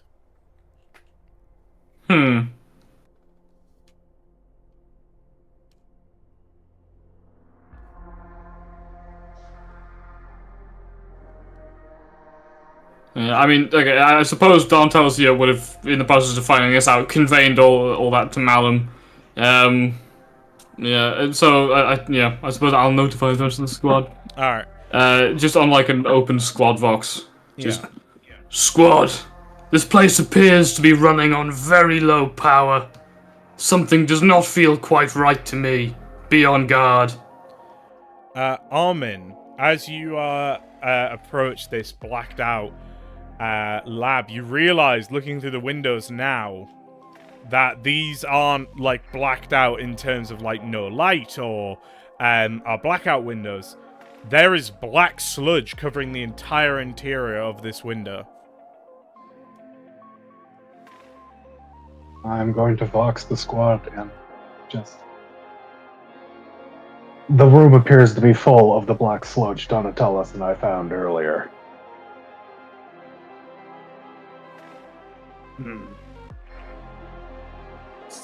Something happened here.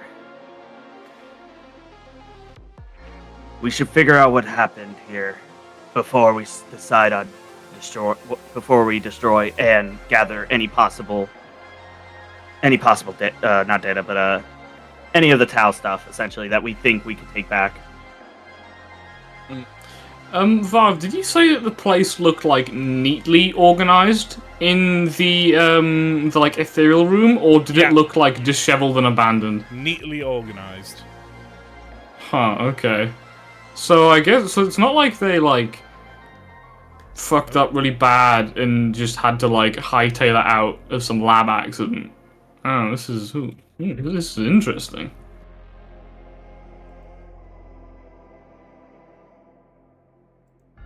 Could I do a Psyniscience to possibly feel a possible presence, any present at all, in the facility? Yep, go for it. I swear if I accidentally pick up on that keeper and then I go into epileptic shock.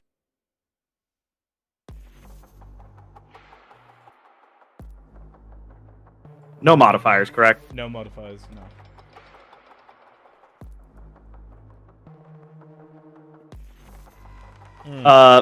I still fail. Oh, it's because I accidentally got rid of the 0. I still fail, but I don't, because I have a 51, so I think that's still -1, right? Yeah, it's still a fail. So I can't give you a twist, sadly. But yeah, I can't pick up anything.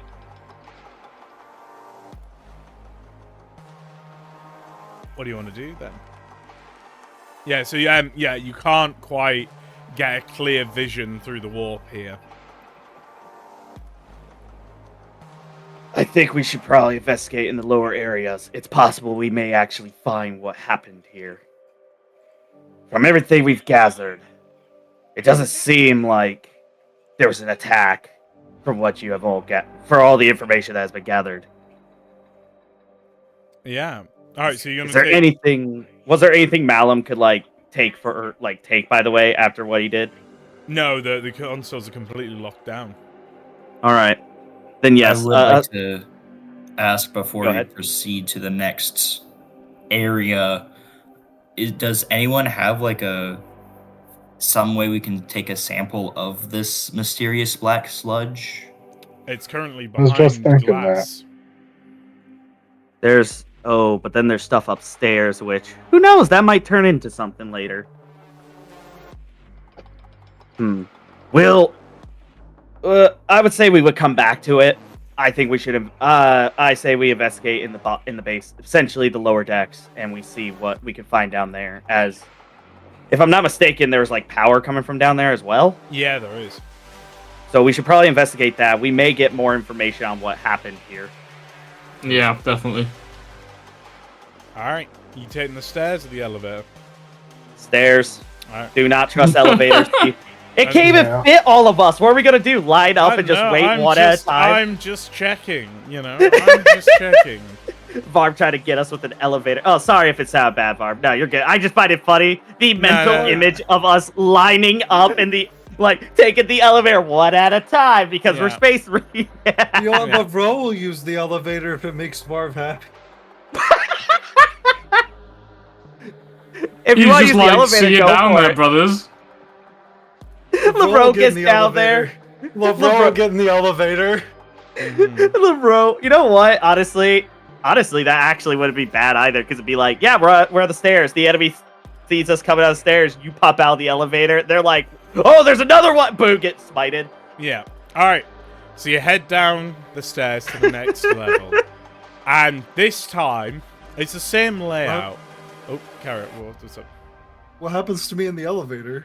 Oh, you're taking the elevator. He's doing it. No, I'm sincerely taking the elevator. Oh, okay. I'm not gonna stop him. It just goes down a level. Let's go. Alright. You all arrive at the next level. The elevator door opening for Lavro as he's the first one to reach down. And Lavro, what you see is the entire bottom floor is covered in this thick black sludge. Since I don't have my helmet on, can I sniff it or It smells metallic. The only areas not covered by this black sludge are the energy walls around the hangar bay, protecting the suit, which the Black Sludge doesn't appear to be able to touch. It like stops at those energy walls. It like can't even seem to touch them. And then, conveniently, there is a pathway leading from the elevator and the stairs around to the right, up and left, and then to the opposite room where you can see another energy wall and some kind of generator behind it. And the rest of the kill team does arrive as well. We're just like, you're alive. Bro's gonna be outside the elevator, kneel down, and going to hand into the sludge. Okay, cool. You dip your hand into the sludge. Oh no. Can you describe to me precisely how you do this? Bro's gonna kind of like kneel down, kind of down at his hand and look at it, and he's gonna slowly like hover his hand over top of it for a second, and then he's just gonna like turn his hands to the side and like scoop up like a handful, making a cup with his hand. Okay, cool. Oh, that's not good. You have a cup full of this like black sludge in your hands. Cool. He's gonna take his other gauntlet. He's gonna dab a little bit on his finger, and he's gonna put a little dot on his forehead to see if it does anything to his skin. It doesn't seem to do anything.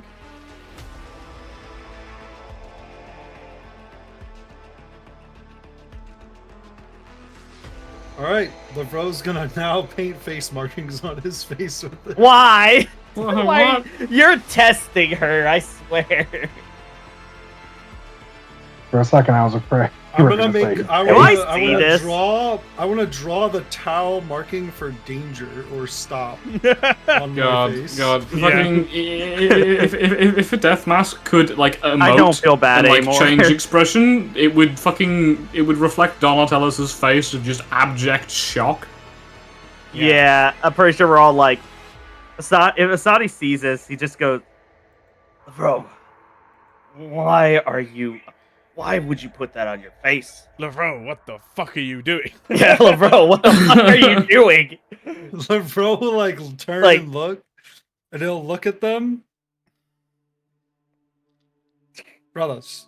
It's like a kid got Sorry, caught. wrong voice. I'd be like, well, I wanted to see if it would harm us, and now we have samples to bring back, do we not?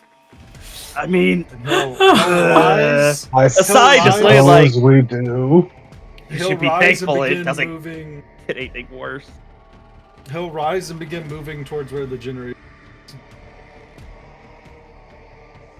I'm tempted. So is the shield? Is that generator producing the shield for the battle suit as well? We don't know. I just know there's a generator. That is true. Well, it's just because seeing if it's like a separate source or not. Yeah, you don't really know. You'd need to go inspect the wiring.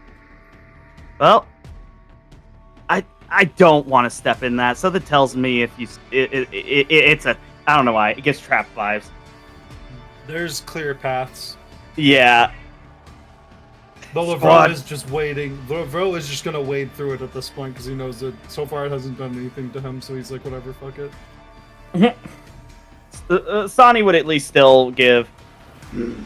It seems this stuff doesn't seem to be causing any harm to us, but still, if you are worried of it, then keep your distance. As Asani will keep his distance, as even he doesn't trust this. We don't know what it is, so even if it hasn't done anything yet, you never know. And we don't know what happened here. Donatello's is just gonna like use his jump pack in just tremendously short bursts to like land wherever it isn't in order to like make a path along. There is a perfectly clear path to this energy source. Oh, okay. Yeah, there's a clear path. Yeah. I am going to spend a twist of fate as you walk along this path.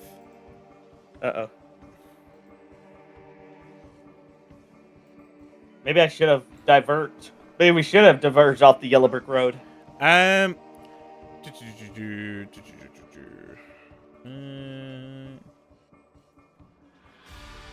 I'm just doing a little. Armin, can you make me an awareness check, please? I can. Give me a sec. Or would you like a Twisted Fate? No, I'm gonna fate point reroll that. Understandable. There we go. Cool.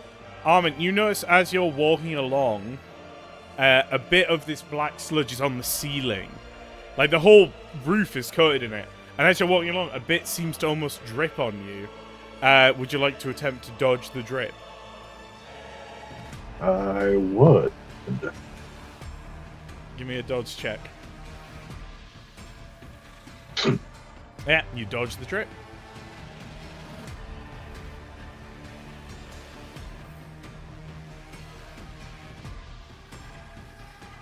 Alright, cool.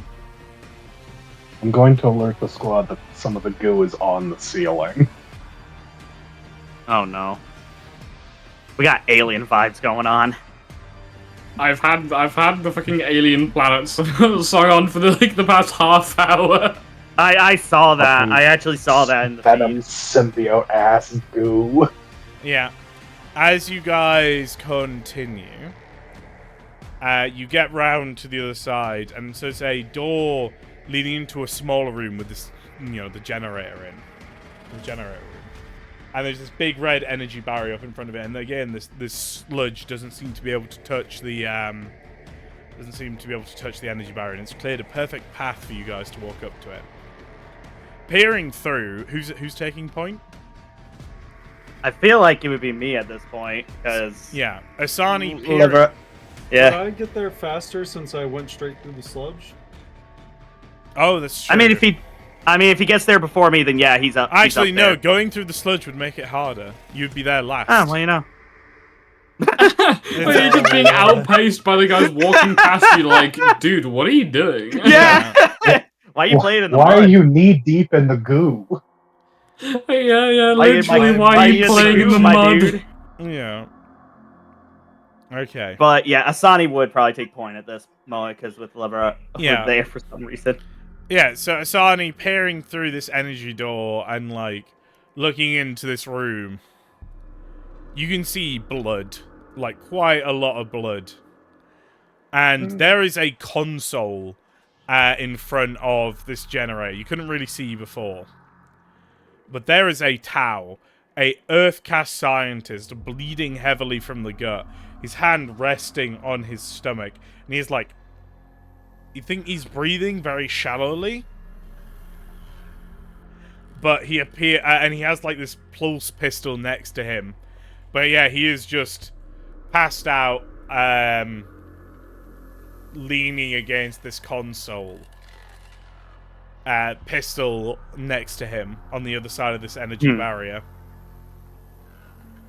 So my question is, does anyone here speak Tau? I don't remember if Bing anybody... bong.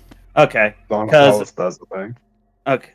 Because if anybody does, we're probably going to need you mainly to communicate. Because right now, I could just machine curse the generator, but I'm not going to.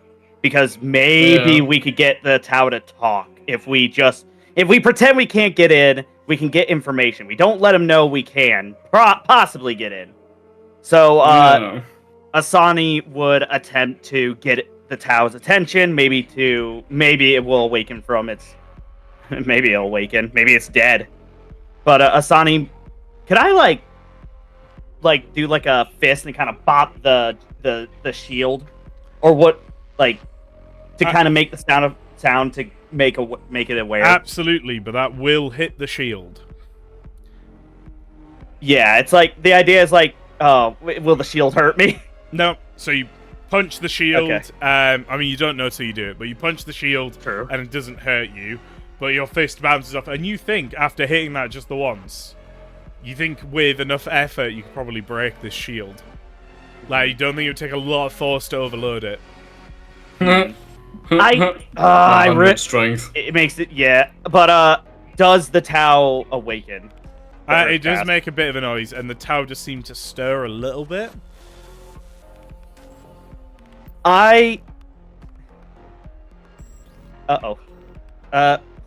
But, I really hope he doesn't just shoot himself. But I try to speak to the town. Even if he can't understand me, maybe the others will understand if he responds. But if it looks like he doesn't understand, I'll have them. Obviously, we'll need you guys to talk then. But Yeah, Sonny would go, tell me, Earthcast, what happened here? As you say that, Donatello grabs the guns and moves it away from him, so he can't shoot himself. He's on the other side of the an shield's energy up. barrier. The shield is still up. I'm not breaking I it. didn't realize that. Yeah. I'm not breaking it because I want him to think we can't get in. Yeah. So are you like shouting at him, or are you like just, you know? I have like a low tone of a not. It's not like charming, but it's simply me going, "Are you awake, Xenos?" Yeah, it doesn't seem to stir him enough. Donatello shouts in Tau, "Wake up, you greasy sack of Grox shit." The Tau don't use rocks, so I guess the equivalent for them is I don't know. I don't know what they use. They're aliens. I don't know. So you know, you scream at the top of your lungs at this guy, and that does stir him. And as you know, as he starts awake, he fumbles for the pistol, picking it up like not very well. You know, he fumbles it a couple times, and he just sees you guys as he's like fumbling for this pistol, and he sees you on the other side of the barrier, and he just screams in Tau. Run! Run! You are already dead! Get out of there! Well, and that's where we're going to end it for today. I fucking knew something like that. No! Yeah. Okay. You're going to have to remind me of that line, because I'm the only one who understands what he's saying. Yeah. Uh-oh. Oh, this bodes well. Oh, the guy who finger painted this shit all over himself isn't. Yeah.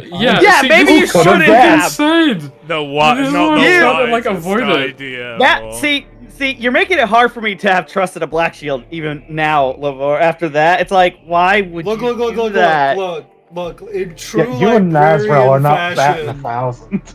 Listen, in true librarian fashion, I said I have never a theory, stopped though. to wonder if I shouldn't, only if I could. Yeah. God. Alright. Alright. Yeah. Go ahead. That is it for today, folks. Anything you guys want to say to chat before we call it? Thank you, gamers, for coming to watch. Yeah, don't see you give next fate week. to VAR, because apparently some of us are just gonna get killed anyways by our own decisions. No, we're just gonna get gooped on. Come back in a week to see what happens with Lavro. Come back next week on Dragon Ball Z. Sorry, so Mitch has just sent me a DM that I think is pretty useful to bring up here, which is, if you have not seen Where Knowledge Burns, the kill team encountered a bunch of red sludge on a ceiling. That was Tau that had been slammed into it at high speed. Oh, wait. And he was I know what the goop is then. Well, no, he was asking, is that the same goop? I would like to point out, that was red sludge, this is black sludge. Very different. Yeah, and it smells metallic. Yeah. Oh yeah, so Very would you different. describe it as like congealed or like melted? I would describe it as... I would describe it as non-Newtonian.